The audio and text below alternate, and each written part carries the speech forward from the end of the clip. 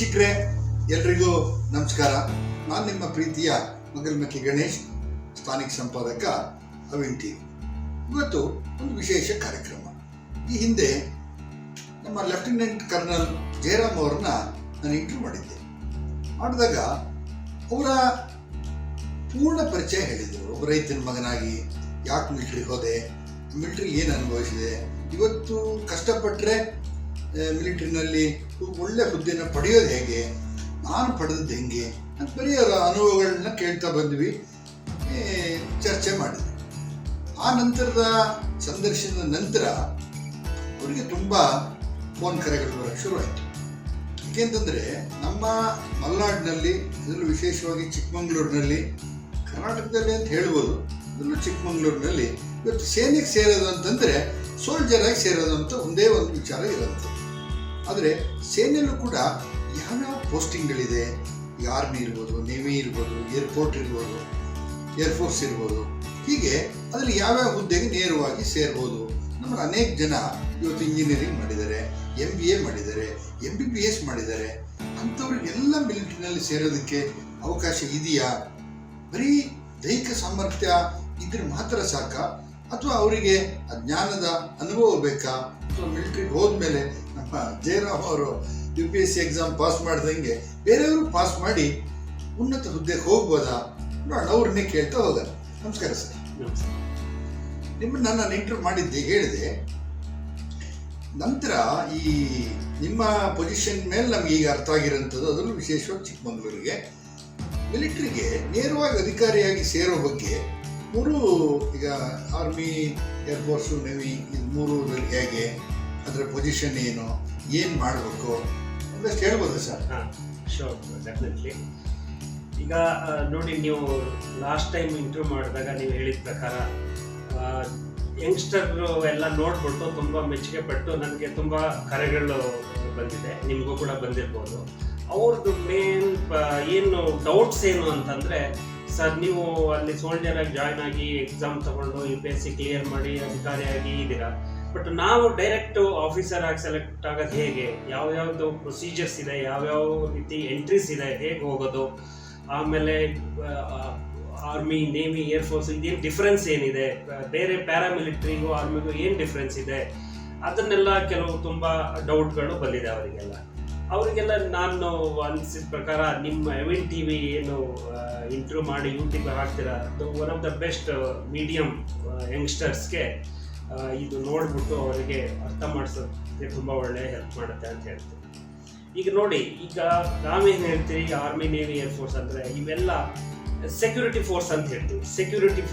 Security force ಅಂದರೆ ಎಲ್ಲ ಬರುತ್ತೆ. Army, navy, air force, BSF, paramilitary forces ಅಲ್ಲಿ CRPF, ಆಮೇಲೆ ಇದು ಏನು CASF, ಈ ಪ್ರತಿ ಎಲ್ಲ ಏನೇನು ಸೆಕ್ಯೂರಿಟಿ ಫೋರ್ಸ್ ಇದೆ ಇವನ್ನೆಲ್ಲ ಕಾಮನ್ ಆಗಿ ಸೆಕ್ಯೂರಿಟಿ ಫೋರ್ಸ್ ಅಂತ ಹೇಳ್ತೀವಿ. ಸೆಕ್ಯೂರಿಟಿ ಫೋರ್ಸ್ ಅಂತ ಆಮೇಲೆ ಆರ್ಮರ್ಡ್ ಫೋರ್ಸ್ ಅಂತ ಹೇಳಿದ್ರೆ, ಆರ್ಮರ್ಡ್ ಫೋರ್ಸ್ ಅಥವಾ ಡಿಫೆನ್ಸ್ ಫೋರ್ಸ್ ಅಂತ ಏನು ಹೇಳ್ತೀವಿ, ಅದು ಓನ್ಲಿ ಆರ್ಮಿ, ನೇವಿ, ಏರ್ಫೋರ್ಸ್, ಇವನ್ ಮೂರನ್ನು ಮಾತ್ರ ಡಿಫೆನ್ಸ್ ಅಂತ ಕರಿತೀವಿ ಅಥವಾ ಆರ್ಮರ್ಡ್ ಫೋರ್ಸ್ ಅಂತ ಹೇಳಿ ಕರಿತೀವಿ. ಅದೇ ರೀತಿ BSF ಆಗಲಿ, CASF ಆಗಲಿ, ಇವನ್ನೆಲ್ಲ ಏನು ಹೇಳ್ತಾರೆ ಅಂದರೆ ಸೆಂಟ್ರಲ್ ಪೊಲೀಸ್ ಆರ್ಗನೈಸೇಷನ್ ಅಂತ ಹೇಳ್ತಾರೆ. ಇದು ಪ್ಯಾರಾಮಿಲಿಟರಿ ಫೋರ್ಸ್ ಅಂತ ಮೊದಲು ಹೇಳ್ತಿದ್ರು, ಇವಾಗ ಸೆಂಟ್ರಲ್ ಪೊಲೀಸ್ ಆರ್ಗನೈಸೇಷನ್ ಅಂತ ಹೇಳ್ತಾರೆ. ಈಗೇನು ಡಿಫೆನ್ಸ್ ಏನಿದೆ, ಆರ್ಮಿ, ನೇವಿ, ಏರ್ಫೋರ್ಸ್, ಇದು ಮಿನಿಸ್ಟ್ರಿ ಆಫ್ ಡಿಫೆನ್ಸ್ ಅಂಡರ್ ಬರುತ್ತೆ. ಮಿನಿಸ್ಟ್ರಿ ಆಫ್ ಡಿಫೆನ್ಸ್ ನಾನು ನಿಮ್ಗೆ ಹೇಳಿದ ಪ್ರಕಾರ ಏನು ಅಂದರೆ, ಇದು ಸುಪ್ರೀಂ ಕಮಾಂಡರ್, ಪ್ರೆಸಿಡೆಂಟ್, ಆಮೇಲೆ ಪ್ರೈಮ್ ಮಿನಿಸ್ಟರ್ದು ಎಕ್ಸಿಕ್ಯೂಟಿವ್ ಆಫೀಸರ್ ಆಗ್ತಾರೆ. ಆಮೇಲೆ ಡಿಫೆನ್ಸ್ ಮಿನಿಸ್ಟ್ರಿ ಏನಿದೆ, defence ministry head of the army, navy, air force. ಆಮೇಲೆ ನಿಮಗೆ ಗೊತ್ತಿರೋ ಪ್ರಕಾರ ಚೀಫ್ ಆಫ್ ಡಿಫೆನ್ಸ್ ಸ್ಟಾಫ್ ಬರ್ತಾರೆ, ಈ ಹೊಸದಾಗಿ ಕ್ರಿಯೇಟ್ ಆಗಿರೋ ಹುದ್ದೆ. ಆಮೇಲೆ ಆರ್ಮಿಗೆ ಚೀಫ್ ಆಫ್ ಆರ್ಮ್ ಫೋರ್ಸಸ್ ಏನು ಬರ್ತಾರೆ, ಚೀಫ್ ಆಫ್ ಆರ್ಮಿ ಸ್ಟಾಫ್ ಏನು ಹೇಳ್ತಾರೆ, ಜನರಲ್ ಬರ್ತಾರೆ. ಅದೇ ರೀತಿ chief of air staff, chief of naval staff, ಅವರು ಡಿಪಾರ್ಟ್ಮೆಂಟ್ಗೆ ಇದು ಬರುತ್ತೆ. ಪ್ಯಾರಾಮಿಲಿಟರಿ ಫೋರ್ಸ್ ಏನಿದೆ, ನಾನು ಹೇಳಿದ ಪ್ರಕಾರ BSF ಆಗಲಿ, CASF ಆಗಲಿ, ಟಿಬೆಟ್ ITBP ಆಗಲಿ, ಇವೆಲ್ಲ ಏನು ಹೇಳ್ತಾರೆ ಪ್ಯಾರಾಮಿಲಿಟರಿ ಫೋರ್ಸ್ ಅಂತ ಹೇಳ್ತಾರೆ. ನಾನಿಲ್ಲಿ ನಿಮ್ಗೆ ಕವರ್ ಮಾಡ್ತೀನಿ ಡಿಫೆನ್ಸ್ ಫೋರ್ಸ್ ಅಥವಾ arm force, army, navy, air force. ನಾನಿಲ್ಲಿ ಆರ್ಮಿ ಅಂತ ನಿಮ್ಗೆ ಏನು ಹೇಳ್ತೀನಿ, ಆರ್ಮಿ ಅಂದ್ರೆ ಆಟೋಮೆಟಿಕ್ಲಿ ನೀವು ಸೇನೆ, ನಮ್ಮಲ್ಲಿ ಏನು ಸೇನೆ ಅಂತ ಹೇಳಿದ್ರೆ ಆರ್ಮಿ, ನೇವಿ, ಏರ್ ಫೋರ್ಸ್, ಈ ಮೂರಕ್ಕೂ ಸೇನೆ ಅಂತ ಹೇಳ್ತೀವಿ. ಓನ್ಲಿ ಆರ್ಮಿ ಹೇಳೋದಾದ್ರೆ ಸೈನ್ಯ, ಭೂ ಸೈನ್ಯ ಅಂತ ಹೇಳ್ತೀವಿ, ಅಥವಾ ಸೈನ್ಯ ಅಂತ ಹೇಳ್ತೀವಿ, ಅಥವಾ ಆರ್ಮಿ ಅಂತ ಹೇಳ್ತೀವಿ. ನಾನು ಆರ್ಮಿ ಅನ್ನ ವರ್ಡ್ ಯೂಸ್ ಮಾಡಿದ್ರೆ automatically army, navy, air force ಅಂತ ನೀವು ತಿಳ್ಕೋಬಹುದು. ಇದು ಆರ್ಮಿದ ಸ್ಟ್ರಕ್ಚರ್. ನಮ್ಮಲ್ಲಿ ಆರ್ಮಿನಲ್ಲಿ ಮೂರು ಕ್ಯಾಟಗರಿ ಇದೆ. 3 ಕ್ಯಾಟಗರಿನಲ್ಲಿ ಯಾವ್ದಾದ್ರು ಅಂತ, ಒಂದು ಸೋಲ್ಜರ್ಸ್. ನೀವು ನಾರ್ಮಲಿ ಈಸಿ ನಿಮ್ಗೆ ಅರ್ಥ ಆಗ್ಬೇಕು ಅಂತ ಹೇಳಿದ್ರೆ ಸೋಲ್ಜರ್ಸ್ ಅಂದ್ರೆ ಸಪೋಸ್ ಪೊಲೀಸ್ ಡಿಪಾರ್ಟ್ಮೆಂಟ್ ತಗೊಂಡ್ರೆ ಕಾನ್ಸ್ಟೇಬಲ್ಸ್ ಏನಿದೆ ಅದು ಕಾನ್ಸ್ಟೇಬಲ್, ಹೆಡ್ ಕಾನ್ಸ್ಟೇಬಲ್ ಅವ್ರಿಗೂ ಏನಿರ್ತಾರೆ ಅವ್ರನ್ನ ನಮ್ಮ ಆರ್ಮಿನಲ್ಲಿ ಸೋಲ್ಜರ್ಸ್ ಅಂತ ಕರೀತೀವಿ, ಸೈನಿಕರು ಅಂತ ಹೇಳಿ ಕರಿತೀವಿ. ಆಮೇಲೆ ಆರ್ಮಿನಲ್ಲಿ ಬರುತ್ತೆ ಜೂನಿಯರ್ ಕಮಿಷನ್ಡ್ ಆಫೀಸರ್ ಅಂತ ಹೇಳಿ ಕ್ಯಾಟಗರಿ ಬರುತ್ತೆ, second category. Junior commissioned officer ಅಂದ್ರೆ ಪೊಲೀಸ್ನಲ್ಲಿ ಏನ್ ಹೇಳ್ತಾರೆ, ASI, SI, ಇನ್ಸ್ಪೆಕ್ಟರ್, ಇವರೆಲ್ಲ ಏನು ಆರ್ಮಿನಲ್ಲಿ ಜೂನಿಯರ್ ಕಮಿಷನ್ಡ್ ಆಫೀಸರ್ ಅಂತ ಕರಿತೀವಿ ನಾವು. ಅವ್ರು ಜೂನಿಯರ್ ಕಮಿಷನ್ಡ್ ಆಫೀಸರ್ ಹೇಗೆ ಅಂತಂದ್ರೆ ಸೋಲ್ಜರ್ ಆಗಿ ಸೇರ್ಬಿಟ್ಟು ಸರ್ವಿಸ್ ಆಗ್ತಾ ಅವ್ರಿಗೆ ಪ್ರಮೋಷನ್ ಆಗ್ತಾ ಹೋಗುತ್ತೆ. ಪ್ರಮೋಷನ್ ತಗೊಳ್ತಾ ಅವರು ಒಬ್ಬ ಜೂನಿಯರ್ ಕಮಿಷನ್ಡ್ ಆಗಿ ರಿಟೈರ್ಡ್ ಆಗ್ತಾರೆ. ಅದನ್ನ ನಾವು ಪೊಲೀಸಲ್ಲಿ ನೀವು SI ಅಥವಾ ಇನ್ಸ್ಪೆಕ್ಟರ್ ಪೊಲೀಸ್ ಅಂತ ಹೇಳ್ಬೋದು. ಅದೇ 3ನೇ ಕ್ಯಾಟಗರಿ ಏನು ಅಂದ್ರೆ ಆಫೀಸರ್ಸ್ ಕ್ಯಾಟಗರಿ, ಅಧಿಕಾರಿ ಕ್ಯಾಟಗರಿ. ಆಫೀಸರ್ಸ್ ಆರ್ಮಿನಲ್ಲಿ ತಗೊಂಡ್ರೆ ಒಂದು ಲೆಫ್ಟಿನೆಂಟ್ ಇಂದ ಸ್ಟಾರ್ಟ್ ಆಗುತ್ತೆ. Lieutenant, captain, major, lieutenant colonel, ಆಮೇಲೆ full colonel, brigadier, major general, lieutenant general, ಆಮೇಲೆ ಒಬ್ಬ ಜನರಲ್. ಇದು ಆಫೀಸರ್ಸ್ ಕ್ಯಾಟಗರಿ. ಪ್ರಿಯ ವೀಕ್ಷಕರೇ, ಈ ದೇಶದ ರಕ್ಷಣೆ ವ್ಯವಸ್ಥೆಯ ಬಗ್ಗೆ ಮಾತನಾಡ್ತಾ ಇದ್ದೀವಿ. ಒಂದು ವಿರಾಮ, ಮತ್ತೆ ಬರ್ತೀನಿ, ದಯವಿಟ್ಟು ಕಾಯ್ತಾ ಇರಿ. Coffee Gudda resorts and exclusive let step out get away. 2010ರಲ್ಲಿ ಪ್ರಾರಂಭವಾದ ನಮ್ಮ ಈ ರೆಸಾರ್ಟ್ನಲ್ಲಿ ಪಾರ್ಕಿಂಗ್ ವ್ಯವಸ್ಥೆ, ರೂಮ್ಗಳು, ಒಳಾಂಗಣ ಕ್ರೀಡೆ, swimming pool, tent house, trekking ವ್ಯವಸ್ಥೆ ಇದ್ದು ಮಲೆನಾಡಿನ ಸಸ್ಯಾಹಾರಿ ಹಾಗೂ ಮಾಂಸಾಹಾರಿ ಊಟದ ವ್ಯವಸ್ಥೆ ಇರುತ್ತದೆ. ಸ್ಥಳ ಕಾಫಿ ಗುಡ್ಡ ರೆಸಾರ್ಟ್, ಕುದುರೆಮುಖ ರಸ್ತೆ, ಕಳಸ.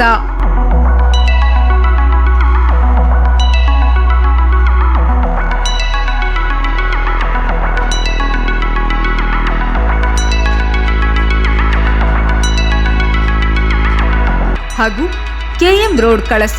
ಇಲ್ಲಿ ಆಶೀರ್ವಾದ್ ಕಂಫರ್ಟ್ಸ್ ಎಂಬ ಲಾಡ್ಜಿಂಗ್ ವ್ಯವಸ್ಥೆ ಕೂಡ ಇದ್ದು ಹೆಚ್ಚಿನ ಮಾಹಿತಿಗಾಗಿ ಸಂಪರ್ಕಿಸಿ 8277766889. ಇನ್ನೊಂದು ನಂಬರ್ 8762290099. ಮಾಲೀಕರು ರವಿರೈ, ಕಳಸ. ಚಲನಚಿತ್ರ ನಿರ್ಮಾಪಕರು, ಕಾಫಿ ಮತ್ತು ಅಡಿಕೆ ಬೆಳೆಗಾರರು. ಓಕೆ, ಈಗ ಆರ್ಮಿ 3ನೇ ಕ್ಯಾಟಗರಿ ಆರ್ಮಿ ಆಫೀಸರ್ಸ್ ಅಥವಾ ನೇವಿ ಆಫೀಸರ್ಸ್ ಅಥವಾ ಏರ್ ಫೋರ್ಸ್ ಆಫೀಸರ್ ಏನಿದ್ದಾರೆ, ಇದು ನೀವು ಬೇರೆ ಸಿವಿಲ್ ಸರ್ವಿಸ್ಗೆ ಕಂಪೇರ್ ಮಾಡಿದ್ರೆ IPS ಆಫೀಸರ್ಸ್ ಏನು ಪೊಲೀಸ್ ಅಲ್ಲಿ ಇದ್ದಾರೆ, ಮತ್ತೆ IAS ಆಫೀಸರ್, ಆಮೇಲೆ IFS ಆಫೀಸರ್ಸ್, ಇವೆಲ್ಲ ಏನು ಆಫೀಸರ್ಸ್ ಕ್ಯಾಟಗರಿ, ಇವೆಲ್ಲ ಈಕ್ವಲ್ ಆಗಿ ಬರುತ್ತೆ. ಇದು ನಮ್ಮಲ್ಲಿ ಇವನ್ನೆಲ್ಲ ಆಫೀಸರ್ಸ್ ಕ್ಯಾಟಗರಿ ನಾವು ಜನರಲಿ ಏನ್ ಹೇಳ್ತೀವಿ, ಗೆಜೆಟೆಡ್, ಕ್ಲಾಸ್ 1 ಗೆಜೆಟೆಡ್ ಆಫೀಸರ್ ಅಂತ ಹೇಳ್ತೀವಿ. ಕ್ಲಾಸ್ 1 ಗೆಜೆಟೆಡ್ ಆಫೀಸರ್ ಒಬ್ಬ ಲೆಫ್ಟಿನೆಂಟ್ ಇಂದ ಹಿಡಿದು ಜನರಲ್ ವರ್ಗು. ಅದೇ ರೀತಿ IPS ಆಫೀಸರ್ ನಲ್ಲಿ ಒಬ್ಬ ಅಸಿಸ್ಟೆಂಟ್ ಸೂಪರಿಂಟೆಂಡೆಂಟ್ ಆಫ್ ಪೊಲೀಸ್ ಏನ್ ಹೇಳ್ತೀವಿ, ಅಲ್ಲಿಂದ ಮೇಲೆ ಎಲ್ಲ ಕ್ಲಾಸ್ 1 ಗೆಜೆಟೆಡ್ ಆಫೀಸರ್. ಅದೇ ರೀತಿ IAS ಆಫೀಸರ್ಸ್, ಇವೆಲ್ಲ ಕ್ಲಾಸ್ 1 ಗೆಜೆಟೆಡ್ ಆಫೀಸರ್ಸ್ ಅಂತ ಹೇಳ್ತೀವಿ. ಈಗ ನಾವು ಒಬ್ಬ ಲೆಫ್ಟಿನೆಂಟ್ ನ ತಗೊಂಡ್ರೆ, ಒಬ್ಬ ಲೆಫ್ಟಿನೆಂಟ್ ಈ ಪೊಲೀಸ್ ಕಂಪೇರ್ ಮಾಡಿದ್ರೆ ಒಬ್ಬ ಅಸಿಸ್ಟೆಂಟ್ ಸೂಪರಿಂಟೆಂಡೆಂಟ್ ಆಫ್ ಪೊಲೀಸ್ ಏನಿದ್ದಾರೆ ಅವ್ರಿಗೆ ಈಕ್ವಲ್ ಆಗಿ ಬರ್ತಾರೆ. ಅದೇ ರೀತಿ ಒಬ್ಬ ಲೆಫ್ಟಿನೆಂಟ್ ಕರ್ನಲ್ ನ ನೀವು ಹೇಳಿದ್ರೆ, ಒಬ್ಬ ಲೆಫ್ಟಿನೆಂಟ್ ಕರ್ನಲ್ ಏನು IAS ಆಫೀಸರ್ ತಗೊಂಡ್ರೆ ಈ ಜಿಲ್ಲಾಧಿಕಾರಿ ಏನಿರ್ತಾರೆ, ಒಬ್ಬ ಲೆಫ್ಟಿನೆಂಟ್ ಕರ್ನಲ್ ಜಿಲ್ಲಾಧಿಕಾರಿ DC ಏನ್ ಹೇಳ್ತೀರಾ ಅವ್ರ ಈಕ್ವಲ್. ಅದೇ ರೀತಿ ಪೊಲೀಸ್ ಕಂಪೇರ್ ಮಾಡಿದ್ರೆ ಏನು ಸೀನಿಯರ್ ಸೂಪರಿಂಟೆಂಡೆಂಟ್ ಆಫ್ ಪೊಲೀಸ್ ಅಂತ ಏನ್ ಹೇಳ್ತೀವಿ, SSP ಅಂತ ಏನ್ ಹೇಳ್ತೀರಾ, ಅದಕ್ಕೆ ಮತ್ತೆ ಒಬ್ಬ ಲೆಫ್ಟಿನೆಂಟ್ ಕರ್ನಲ್ ಈಕ್ವಲ್. ಅದೇ ರೀತಿ ಒಂದೊಂದು ಕ್ಯಾಟಗರಿನಲ್ಲೂ ಸೇಮ್ ಇದೇ ರೀತಿ ಮುಂದೆ ಹೋಗುತ್ತೆ. ಇದೆಲ್ಲ ಏನ್ ಕ್ಯಾಟಗರಿ ಮಾಡಿರೋದು ಅಂತಂದ್ರೆ ಇವರೆಲ್ಲರೂ ನಾವು ಕ್ಲಾಸ್ 1 ಗೆಜೆಟೆಡ್ ಆಫೀಸರ್ ಅಂತ ಹೇಳ್ತೀವಿ. ಪೇ ಸ್ಕೇಲ್ ಏನಿದೆ, pay scale as per 6th pay commission, 7th pay commission ಏನ್ ಪೇ ಸ್ಕೇಲ್ ಮಾಡಿದ್ದಾರೆ, ಆ ಪೇ ಸ್ಕೇಲ್ ಮೇಲೆ ಇವ್ರನ್ನೆಲ್ಲ ಕ್ಯಾಟಗರಿ ಗ್ರೇಡ್ ಡಿವೈಡ್ ಮಾಡಲಾಗಿದೆ. ಅದೇ ರೀತಿ ಪವರ್ಸ್, ನಾವು ಇವ್ರದ್ದು ಏನೇನು ಪವರ್ಸ್ ಅಂತೆಲ್ಲ ಹೇಳ್ಬೇಕು ಅಂತಂದ್ರೆ, ಪವರ್ಸ್ ಆರ್ಮಿ ಪವರೇ ಬೇರೆ ಇರುತ್ತೆ, ಏರ್ಫೋರ್ಸ್ ಪವರೇ ಬೇರೆ ಇರುತ್ತೆ, ನೇವಿ ಪವರೇ ಬೇರೆ ಇರುತ್ತೆ, IAS ಆಫೀಸರ್ಸ್ ಪವರೇ ಬೇರೆ ಇರುತ್ತೆ, IPS ಪವರ್ ಬೇರೆ ಇರುತ್ತೆ. IAS IPS ಅಂತಂದ್ರೆ ನೀವು ministry of home affairs under ಬರ್ತಾರೆ. ಅದೇ ಡಿಫೆನ್ಸ್ ಫೋರ್ಸ್ ಆದ್ರೆ ಮಿನಿಸ್ಟ್ರಿ ಆಫ್ ಡಿಫೆನ್ಸ್ ಅಂಡರ್ ಬರುತ್ತೆ. ಇವರು ನಮ್ದು ಆರ್ಮಿ ಆದ್ರೆ ಆರ್ಮಿ ಆಕ್ಟ್ ಅಲ್ಲಿ ಕವರ್ ಆಗುತ್ತೆ, ಅದೇ ಪೊಲೀಸ್ ಆದ್ರೆ ಪೊಲೀಸ್ ಆಕ್ಟ್ ಅಲ್ಲಿ ಕವರ್ ಆಗುತ್ತೆ. ಇದೇ ರೀತಿ ಅವ್ರವ್ರ ಏನ್ ಆಕ್ಟ್ ಇದೆ ಅದ್ರಲ್ಲಿ ಕವರ್ ಆಗುತ್ತೆ. ಈಗ ನೀವು ಒಬ್ರು DC ತಗೊಂಡ್ರೆ DC ಜಿಲ್ಲಾಧಿಕಾರಿ ಆಗಿದ್ದಾಗ IAS ಆಫೀಸರ್ ಜಿಲ್ಲಾಧಿಕಾರಿ ಆಗಿದ್ದಾಗ ಅವ್ರ ಪವರ್ ಬೇರೆ ಇರುತ್ತೆ, ಅವ್ರು ಪೂರ್ತಿ ಜಿಲ್ಲೆಗೆ ಒಬ್ಬ ಇರ್ತಾನೆ. ಅದೇ ಬೇರೆ ಅವ್ರ ಒಂದು ಡಿಪಾರ್ಟ್ಮೆಂಟಿಗೆ ಹೋದ್ರೆ ಏನಾಗುತ್ತೆ, ಅವ್ರ ಪವರ್ ಆಟೋಮೆಟಿಕಲಿ ಕಡಿಮೆ ಆಗುತ್ತೆ, ಮತ್ತೆ ಪವರ್ ಬಿಟ್ಟು ಚೇಂಜ್. ಅದೇ ಒಬ್ಬ SP ಅಥವಾ SSP ತಗೊಂಡ್ರೆ ಒಂದು ಜಿಲ್ಲೆಯಲ್ಲಿದ್ದಾಗ ಸೂಪರಿಂಟೆಂಡೆಂಟ್ ಆಫ್ ಪೊಲೀಸ್ ಅವ್ರ ಪವರ್ ಬೇರೆ ಇರುತ್ತೆ. ಅದೇ ಅವ್ರ ಡಿಪಾರ್ಟ್ಮೆಂಟಿಗೆ ಬೇರೆ ಟ್ರಾನ್ಸ್ಫರ್ ಆಯ್ತು ಅಂದ್ರೆ ಅವ್ರ ಪವರ್ ಚೇಂಜ್ ಆಗುತ್ತೆ.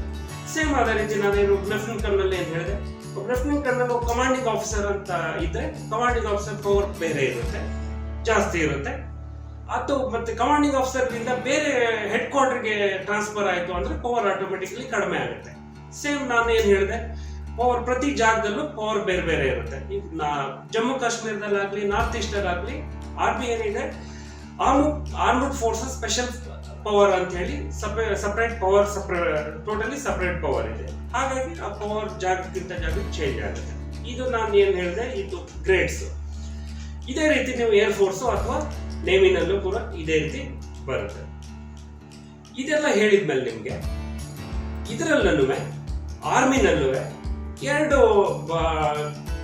ಭಾಗ ಬರುತ್ತೆ. ಒಂದೇನು ಅಂದ್ರೆ ಟೆಕ್ನಿಕಲ್ ಗ್ರೂಪ್, ಒಂದು ಟೆಕ್ನಿಕಲ್ ಗ್ರೂಪ್, ಇನ್ನೊಂದು ನಾನ್ ಟೆಕ್ನಿಕಲ್ ಗ್ರೂಪ್. ಈಗ ನಾನ್ ಟೆಕ್ನಿಕಲ್ ಗ್ರೂಪ್ ಅಂತ ಏನ್ ಹೇಳಿದ್ರೆ, ಈಗ ನಾವೇನು ಇನ್ಫೆಂಟ್ರಿ ಅಂತ ಹೇಳ್ತೀವಿ, ಫೈಟಿಂಗ್ ಟ್ರೂಪ್ಸ್, ಫೈಟಿಂಗ್ ವಾರ್ ಆಗಲಿ ಅಥವಾ ಆಪರೇಷನ್ ಆಗಲಿ, ಅದು ಮುಂದೆ ಹೋಗ್ಬಿಟ್ಟು ಏನು ಹ್ಯಾಂಡ್ ಟು ಫೈಟ್ ಏನ್ ಮಾಡ್ತಾರೆ ಸೋಲ್ಜರ್ಸ್ ಆಗಲಿ ಆಫೀಸರ್ಸ್ ಆಗಲಿ, ಅವ್ರನ್ನೆಲ್ಲ ಇನ್ಫೆಂಟ್ರಿ ಸೋಲ್ಜರ್ಸ್, ಇನ್ಫೆಂಟ್ರಿ ಆಫೀಸರ್ಸ್ ಅಂತ ಹೇಳ್ತೀವಿ. ಅವರೆಲ್ಲ ಫೈಟಿಂಗ್ ಟ್ರೂಪ್ಸ್ಗಳು. ಅದೇ ರೀತಿ ಎರಡನೇ ಕೆಟಗರಿ ಬರುತ್ತೆ ಸಪೋರ್ಟಿಂಗ್ ಆರ್ಮ್ ಅಂತ ಹೇಳಿ. ಸಪೋರ್ಟಿಂಗ್ ಆರ್ಮ್ ಅಥವಾ ಟೆಕ್ನಿಕಲ್ ಆರ್ಮ್ ಅಂತ ಹೇಳ್ಬೋದು. ಸಪೋರ್ಟಿಂಗ್ ಅಂದ್ರೆ ಅವ್ರು ಏನ್ ಫೈಟಿಂಗ್ ಮಾಡ್ತಾರೆ ಅವ್ರಿಗೆ ಸಪೋರ್ಟ್ ಮಾಡೋದು. Support in terms of communication ಆಗಲಿ, ಅವ್ರು ಫೈಟ್ ಮಾಡಬೇಕು ಅಥವಾ ವಾರಿಗೆ ಹೋಗ್ಬೇಕು, ಯಾವುದೇ ಆಪರೇಷನ್ ನಡಿಬೇಕು ಅಂದ್ರೆ ಕಮ್ಯುನಿಕೇಶನ್ ಇಂಪಾರ್ಟೆಂಟ್. ಅದಕ್ಕೆ ಕಮ್ಯುನಿಕೇಶನ್ ಪ್ರೊವೈಡ್ ಮಾಡೋದಾಗ್ಲಿ, ಅಥವಾ ರೋಡ್ ಬ್ರಿಡ್ಜ್ ಕನ್ಸ್ಟ್ರಕ್ಷನ್ ಮಾಡೋದಾಗ್ಲಿ, ಮೈನ್ಸ್ ಲೇ ಮಾಡೋದಾಗ್ಲಿ, ಇವೆಲ್ಲ ಏನೇಳು ಆಟೋಮೆಟಿಕ್ಲಿ ಸಪೋರ್ಟಿಂಗ್ ಆರ್ಮ್ ಅಂತ ಹೇಳ್ತೀವಿ. ಇನ್ನೊಂದು ಬರುತ್ತೆ ಫೈಟಿಂಗ್ ಆರ್ಮ್ಸ್, ಮತ್ತೆ ಗನ್ಸ್, ಬೋಫೋರ್ಸ್ ಗನ್ಸ್ ಆಗಲಿ, ಆಮೇಲೆ ಆರ್ಮಡ್ ಟ್ಯಾಂಕ್ ವೆಹಿಕಲ್ಗಳಾಗಲಿ, ಇವೆಲ್ಲ ಆಟೋಮೆಟಿಕಲಿ ಫೈಟಿಂಗ್ ಟ್ರೂಪ್ಸ್ ಅಲ್ಲಿ ಬರುತ್ತೆ. ಇನ್ನೊಂದು ಬರುತ್ತೆ ಮೂರನೇ ಪಾರ್ಟ್ ಏನು ಅಂದ್ರೆ ಸರ್ವಿಸಸ್ ಅಂತ ಹೇಳಿ ಬರುತ್ತೆ. ಸರ್ವಿಸಸ್ ಅಂದ್ರೆ ಫೈಟಿಂಗ್ ಟ್ರೂಪ್ಸ್ಗೆ ಮತ್ತೆ ಸಪೋರ್ಟಿಂಗ್ ಏನ್ ಟ್ರೂಪ್ಸ್ ಇದೆ ಅವರಿಗೆ ಹಿಂದೆಯಿಂದ ಬ್ಯಾಕಪ್ ಕೊಡೋದು. Backup in terms of ration ಆಗಲಿ, FOL ಆಗಲಿ. FOL ಅಂದ್ರೆ ನಿಮ್ ಪೆಟ್ರೋಲ್, ಡೀಸೆಲ್ ಆಗಲಿ, ವೆಹಿಕಲ್ಸ್ ಆಗಲಿ, ಎಕ್ವಿಪ್ಮೆಂಟ್ಸ್ ಆಗಲಿ, ಗನ್ ಆಗಲಿ, ಅಮ್ನಿಷನ್ ಆಗಲಿ, ಮೈನ್ಸ್ ಆಗಲಿ, ಇವನ್ನೆಲ್ಲ ಪ್ರೊವೈಡ್ ಮಾಡೋದೇನು ಲಾಜಿಸ್ಟಿಕ್ ಇವನ್ನೆಲ್ಲ ಪ್ರೊವೈಡ್ ಮಾಡೋದೇನು ಹೇಳ್ತೀವಿ, ಸರ್ವಿಸಸ್ ಅಂತ ಹೇಳ್ತೀವಿ. ಈ ಮೂರು ಭಾಗ ಇದೆ ಆರ್ಮಿನಲ್ಲೂ ಕೂಡ. ಸರ್, ಈಗ ಅದು ಪೊಸಿಷನ್ ಹೇಳಿದ್ರಿ. ಇಲ್ಲಿ ಏನಾಗಿದೆ ಅಂದರೆ ಕರ್ನಾಟಕ ರಾಜ್ಯ ಸರ್ಕಾರ, ಯಾವುದೇ ಸರ್ಕಾರಿ ರಾಜ್ಯ ಸರ್ಕಾರದ ನೌಕರನಿಗೆ ಒಂದು ಟೈಮಿಂಗ್ಸ್ ಇದೆ, 10 to 4 ಅಂತ. ಈಗ ಮಿಲಿಟರಿ ಆಫೀಸರ್ ಆದರೆ ಅಲ್ಲಿ ಸಮಯ ಇಲ್ವಾ? ಅವರು ಅಲ್ಲಿ 24 hours ಕೆಲಸ ಮಾಡಬೇಕಾ, ಹೇಗೆ ಸರ್? ಖಂಡಿತ. ನಾನು ನಿಮ್ಗೆ ಹೇಳಿದ ಪ್ರಕಾರ ಆರ್ಮಿ 24/7 ಅಂತ ಹೇಳ್ತೀವಿ. ನಾವು ಜಾಯಿನ್ ಆಗ್ಬೇಕಾದ್ರೆ ನಾವೊಂದು ಬಾಂಡ್ ಕೊಡ್ಬೇಕಾಗುತ್ತೆ. ಇದೇನು ಸ್ಟಾರ್ಟಿಂಗ್ ಅಲ್ಲೇ ಎನ್ರೋಲ್ಮೆಂಟ್ ಟೈಮಲ್ಲೇ ಒಂದು ಬಾಂಡ್ ನಾವು ಸೈನ್ ಮಾಡ್ತೀವಿ. 24 ಗಂಟೆ 365 ಡೇಸ್ ರಜಾ ಸಿಗ್ಲಿ ಸಿಗ್ದಲೇ ಇರಲಿ, ಏನೇ ಕಷ್ಟ ಬರಲಿ ಕೆಲಸ ಮಾಡಬೇಕು ಅಂತೇಳಿ ನಾವೊಂದು ಬಾಂಡ್ ಕೊಡ್ತೀವಿ. ಅದ್ರ ಜೊತೆನಲ್ಲಿ ನಾವು ತರಬೇತಿ ಮುಗಿದ ಮೇಲೆ ಏನು ಪ್ರಮಾಣ ವಚನ ಸ್ವೀಕರಿಸ್ತೀವಿ, ಆವಾಗಲೂ ಕೂಡ ನಾವು ಪ್ರಮಾಣ ವಚನ ಇದೇ ರೀತಿ ಸ್ವೀಕರಿಸ್ತೀವಿ. ಏನೇ ಬಂದ್ರೆ, ಎಷ್ಟೇ ಕಷ್ಟ ಬಂದ್ರು 24 ಗಂಟೆ 365 ಡೇಸ್ ವರ್ಕ್ ಮಾಡ್ತೀವಿ ಅಂತೇಳಿ. ಇದು ರಜಾ ಸಿಗ್ಲಿ ಬಿಡ್ಲಿ 10 to 5 ಜಾಬ್ ಆ ರೀತಿ ಬರಲ್ಲ ಆರ್ಮಿನಲ್ಲಿ. ಯಾವ 24 ಗಂಟೆನಲ್ಲೂ ಕೆಲಸ ಮಾಡ್ಲೇಬೇಕು, 24 ಗಂಟೆನಲ್ಲೂ ನಾವು ಬ್ಯುಸಿ ಆಗೇ ಇರಲೇಬೇಕು. ಇವಾಗ ಹೌದು, ನಿಮ್ಗೆ ಒಂದು ಡೌಟ್ ಬರ್ಬೋದು ಇಲ್ಲಿ, ಯಾಕೆ ನೀವು 24 ಗಂಟೆ ಕೆಲಸ ಮಾಡಬೇಕು, 365 ಕೆಲಸ ಮಾಡಬೇಕು, ಗೌರ್ಮೆಂಟ್ ಎಂಪ್ಲಾಯೀಸ್ ಬೆಳಗ್ಗೆ 9 ಗಂಟೆಗೆ ಬಂದು 5 ಗಂಟೆಗೆ ಹೋಗ್ತಾರಲ್ಲ ಯಾಕೆ ಅಂತೇಳಿ. ಎಲ್ಲರಿಗೂ ಹೇಳಕ್ ಏನು ಇಷ್ಟಪಡ್ತೀನಿ ಅಂದ್ರೆ, ಈ ಸೇನೆ ಒಂದು ಜಾಬ್ ಅಲ್ಲ, ಇದು ಕೆಲಸ ಅಲ್ಲ, ಇದು ಒಂದು ಸೇವೆ, ಸರ್ವಿಸ್ ಇದು. ಈಗ ನಮ್ಮಲ್ಲಿ ಈ ಜನಗಳು ಏನ್ ಕೇಳ್ತಾರೆ ಅಂದ್ರೆ, ನಾನು ಇಲ್ಲಿ ಎಲ್ಲೇ ಊರಿಗೆ ಹೋಗ್ಲಿ ಹಳ್ಳಿಗೆ ಹೋಗ್ಲಿ ಒಂದು ಕ್ವಶನ್ ಏನ್ ನಾಮಲ್ಲಿ ಕೇಳೋದು ಅಂದ್ರೆ, ನನ್ನ ಮಗನಿಗೂ ಒಂದು ಕೆಲಸ ಕೊಡ್ಸೋ ಆರ್ಮಿನಲ್ಲಿ ಅಂತ ಹೇಳಿ. ಇದು ದಯವಿಟ್ಟು ಅವರಿಗೆಲ್ಲ ಏನ್ ಹೇಳ್ತೀನಿ ಅಂದ್ರೆ, ಇದೊಂದು ಕೆಲಸ ಅಲ್ಲ, ಜಾಬ್ ಅಲ್ಲ, ಇದು ಸೇವೆ, ಸರ್ವಿಸ್. ಕೆಲಸ ಆದ್ರೆ ನೀವು 9 ರಿಂದ 5 ಗಂಟೆ ಕೆಲಸ ಮಾಡ್ಬೋದು, ಆದ್ರೆ ಇದು ಸೇವೆ ಆದ್ರಿಂದ 24 ಗಂಟೆ ಕೆಲಸ ಮಾಡ್ಬೇಕು. ನಾನು ದೇಶ ಸೇವೆ ಮಾಡ್ತೀನಿ ಅಂತ ಹೋಗ್ತೀವಿ, ಅದಕ್ಕೋಸ್ಕರ ಮಾಡ್ಬೇಕು. ಸೆಕೆಂಡ್ ಏನು ಅಂತಂದ್ರೆ, ಈ ಸೇವೆಗೋಸ್ಕರನೇ ಸಪರೇಟ್ ಆಗಿ ನಮ್ಗೆ ಒಂದು ಸಪರೇಟ್ ಪೇ ಇದೆ. ಅದನ್ನ ನಾವು ಮಿಲಿಟರಿ ಸರ್ವಿಸ್ ಪೇ ಅಂತ ಹೇಳ್ತೀವಿ. ಅದು ಸಪರೇಟ್ ಆಗಿ ಎಕ್ಸ್ಟ್ರಾ ಸಿಗುತ್ತೆ ನಮ್ಗೆ. ಮಿಲಿಟರಿ ಸರ್ವಿಸ್ ಪೇ ಇದು ಓನ್ಲಿ ಕ್ಲಾಸ್ 1 ಗೆಜೆಟೆಡ್ ಆಫೀಸರ್ ಆಗ್ಲಿ ಅಥವಾ ಸೋಲ್ಜರ್ಸ್ ಆಗ್ಲಿ, ಬೇರೆ IAS IPS ಕೊಡ್ತಾರೆ, ಅದಕ್ಕಿಂತ ಜಾಸ್ತಿ ಮಿಲಿಟರಿ ಸರ್ವಿಸ್ ಪೇ ಅಂತ ಸಿಗುತ್ತೆ ನಮ್ಗೆ. ನಮ್ಮ 24 ಗಂಟೆ ನಾವು ಏನ್ ಕೆಲಸ ಮಾಡ್ತೀವಿ ಅದಕ್ಕೋಸ್ಕರ. ಇವಾಗ ಇನ್ನೊಂದೇನು ಅಂತಂದ್ರೆ, ಇದು ಹೇಗೆ ಜಾಯಿನ್ ಆಗೋದು ಹೇಗೆ, ಅದು ಮೈನ್ ಕ್ವಶನ್. ಈಗ ಫಸ್ಟ್ ನಾವು ಸೋಲ್ಜರ್ಸ್ ಸೆಲೆಕ್ಷನ್ ತಗೊಂಡ್ರೆ, ಸೋಲ್ಜರ್ಸ್ ಸೆಲೆಕ್ಷನ್ ಅಲ್ಲಿ ಏನಿದೆ, ಮೊದಲು 10th ಪಾಸ್ ಆದ ತಕ್ಷಣ ನಾವು ಸೆಲೆಕ್ಷನ್ಗೆ ಹೋಗೋದಿತ್ತು. ಇವಾಗ PUC ಮಾಡಿದ್ದಾರೆ. ಅದರಲ್ಲೂ ಸೋಲ್ಜರ್ಸ್ ಅಲ್ಲೂ ಡಿಫ್ರೆಂಟ್ ಕೆಟಗರಿ ಇದೆ. ಡಿಫ್ರೆಂಟ್ ಕೆಟಗರಿ ಅಂದ್ರೆ ಕುಕ್ ಆಗ್ಲಿ, ಸಫಾಯಿವಾಲ ಆಗ್ಲಿ, ಬೇರೆ ಇದು ಬಾರ್ಬರ್ ಆಗ್ಲಿ, ಇವು ಎಲ್ಲ ಕೆಟಗರಿ ಬರ್ತವೆ. ಅದಕ್ಕೆ ಏನು ಇದು ಬೇಕಾಗಿಲ್ಲ, PUC ಬೇಕಿಲ್ಲ, 10th ಪಾಸ್ ಆದ್ರೆ ಅದಕ್ಕೆಲ್ಲ ಹೋಗ್ಬೋದು. ಆಮೇಲೆ ಸೋಲ್ಜರ್ಸ್, GD ಸೋಲ್ಜರ್ಸ್ ಏನಿದೆ, ಟೆಕ್ನಿಕಲ್ ಸೋಲ್ಜರ್ಸ್ ಏನಿದೆ, ಅವರಿಗೆಲ್ಲ PUC ಆದ್ಮೇಲೆ ಹೋಗ್ಬೋದು. ಇದೇನು ZRO ಅಂತಿದೆ, ಝೋನಲ್ ರೆಕ್ರೂಟಿಂಗ್ ಆಫೀಸರ್ ಅಂತ. ಪ್ರತಿ ರಾಜ್ಯದ ರಾಜಧಾನಿ ಏನಿದೆ ಅದ್ರಲ್ಲೊಂದು ZRO ಅಂತ ಇರುತ್ತೆ, ಝೋನಲ್ ರೆಕ್ರೂಟಿಂಗ್ ಆಫೀಸರ್ ಅಂತ, ಝೋನಲ್ ರೆಕ್ರೂಟಿಂಗ್ ಆಫೀಸ್ ಅಂತ ಹೇಳಿ ಇರುತ್ತೆ, ಸೆಲೆಕ್ಷನ್ ರೆಕ್ರೂಟ್ಮೆಂಟ್ ಆಗೋದು. ಅದೇ ರೀತಿ ಪ್ರತಿ ಜಿಲ್ಲೆನಲ್ಲೂ ಕೂಡ PRO ಅಂತ ಇರುತ್ತೆ, ಬ್ರಾಂಚ್ ರೆಕ್ರೂಟಿಂಗ್ ಆಫೀಸ್ ಅಂತ ಇರುತ್ತೆ. ಆಮೇಲೆ ಇದ್ರ ಜೊತೆನಲ್ಲಿ ವೇಕೆನ್ಸಿ ಯಾವಾಗ ಕ್ರಿಯೇಟ್ ಆಗುತ್ತೆ ಆವಾಗ ಪ್ರತಿ ಜಿಲ್ಲೆಗೂ ಹೋಗ್ಬಿಟ್ಟು ಸೆಲೆಕ್ಷನ್ ನಡೆಯುತ್ತೆ ಸೋಲ್ಜರ್ಸ್ಗೆ. ರ್ಯಾಲಿ ಅಂತ ಏನ್ ಹೇಳ್ತೀವಿ, ಡಿಸ್ಟ್ರಿಕ್ಟ್ DC ಆಫೀಸ್ ಎದುರುಗಡೆ ಹೋಗಿ ಸೆಲೆಕ್ಷನ್ ನಡೆಯುತ್ತೆ. ಆವಾಗ ಪ್ರಿಯ ವೀಕ್ಷಕರೇ, ಈ ದೇಶದ ರಕ್ಷಣೆ ವ್ಯವಸ್ಥೆಯ ಬಗ್ಗೆ ಮಾತನಾಡ್ತಾ ಇದ್ದೀವಿ. ಒಂದು ವಿರಾಮ, ಮತ್ತೆ ಬರ್ತೀನಿ, ದಯವಿಟ್ಟು ಕಾಯ್ತಾ ಇರಿ.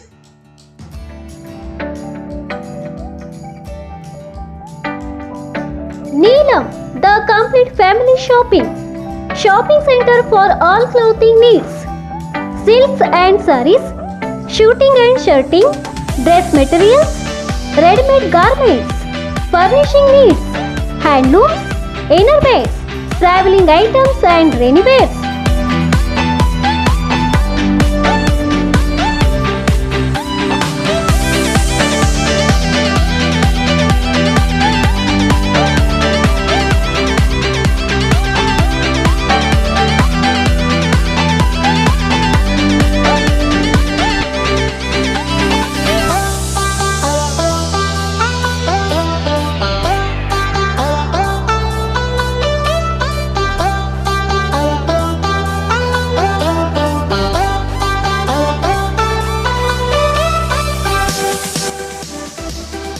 ನಮ್ಮಲ್ಲಿ ಶೂಟಿಂಗ್, ಶರ್ಟಿಂಗ್, ರೇಷ್ಮೆ ಸೀರೆಗಳು, ಮದುವೆ ಮತ್ತು ಶುಭ ಸಮಾರಂಭಗಳಿಗೆ ಬೇಕಾಗುವ ಎಲ್ಲ ರೀತಿಯ ಉಡುಪುಗಳು ಹಾಗೂ ಶಾಲಾ ಮಕ್ಕಳ ಯೂನಿಫಾರ್ಮ್ಗಳು ರಿಯಾಯಿತಿ ದರದಲ್ಲಿ ದೊರೆಯುತ್ತವೆ.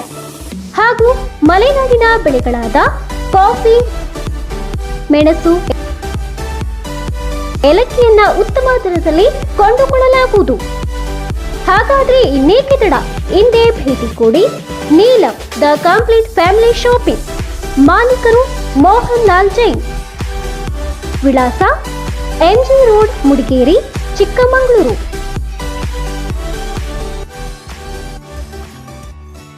ಈ ಸೆಲೆಕ್ಷನ್ ಯಾವಾಗ ನಡೆಯುತ್ತೆ ಅಂತ ಹೇಳಿ ಎಲ್ಲ ನ್ಯೂಸ್ ಪೇಪರ್ ಅಲ್ಲಿ ಅಡ್ವರ್ಟೈಸ್ಮೆಂಟ್ ಬರುತ್ತೆ. ನ್ಯೂಸ್ ಪೇಪರ್ ಅಲ್ಲಿ ಅಡ್ವರ್ಟೈಸ್ಮೆಂಟ್ ಬರುತ್ತೆ, ಎಂಪ್ಲಾಯ್ಮೆಂಟ್ ನ್ಯೂಸ್ ಅಲ್ಲಿ ಬರುತ್ತೆ. ಜೊತೆಗೆ ಏನು ZRO ಇದೆ, BRO ಇದೆ, ಅದ್ರಲ್ಲಿ ನೋಟಿಸ್ ಬೋರ್ಡ್ ಅಲ್ಲಿ ಹಾಕ್ತಾರೆ.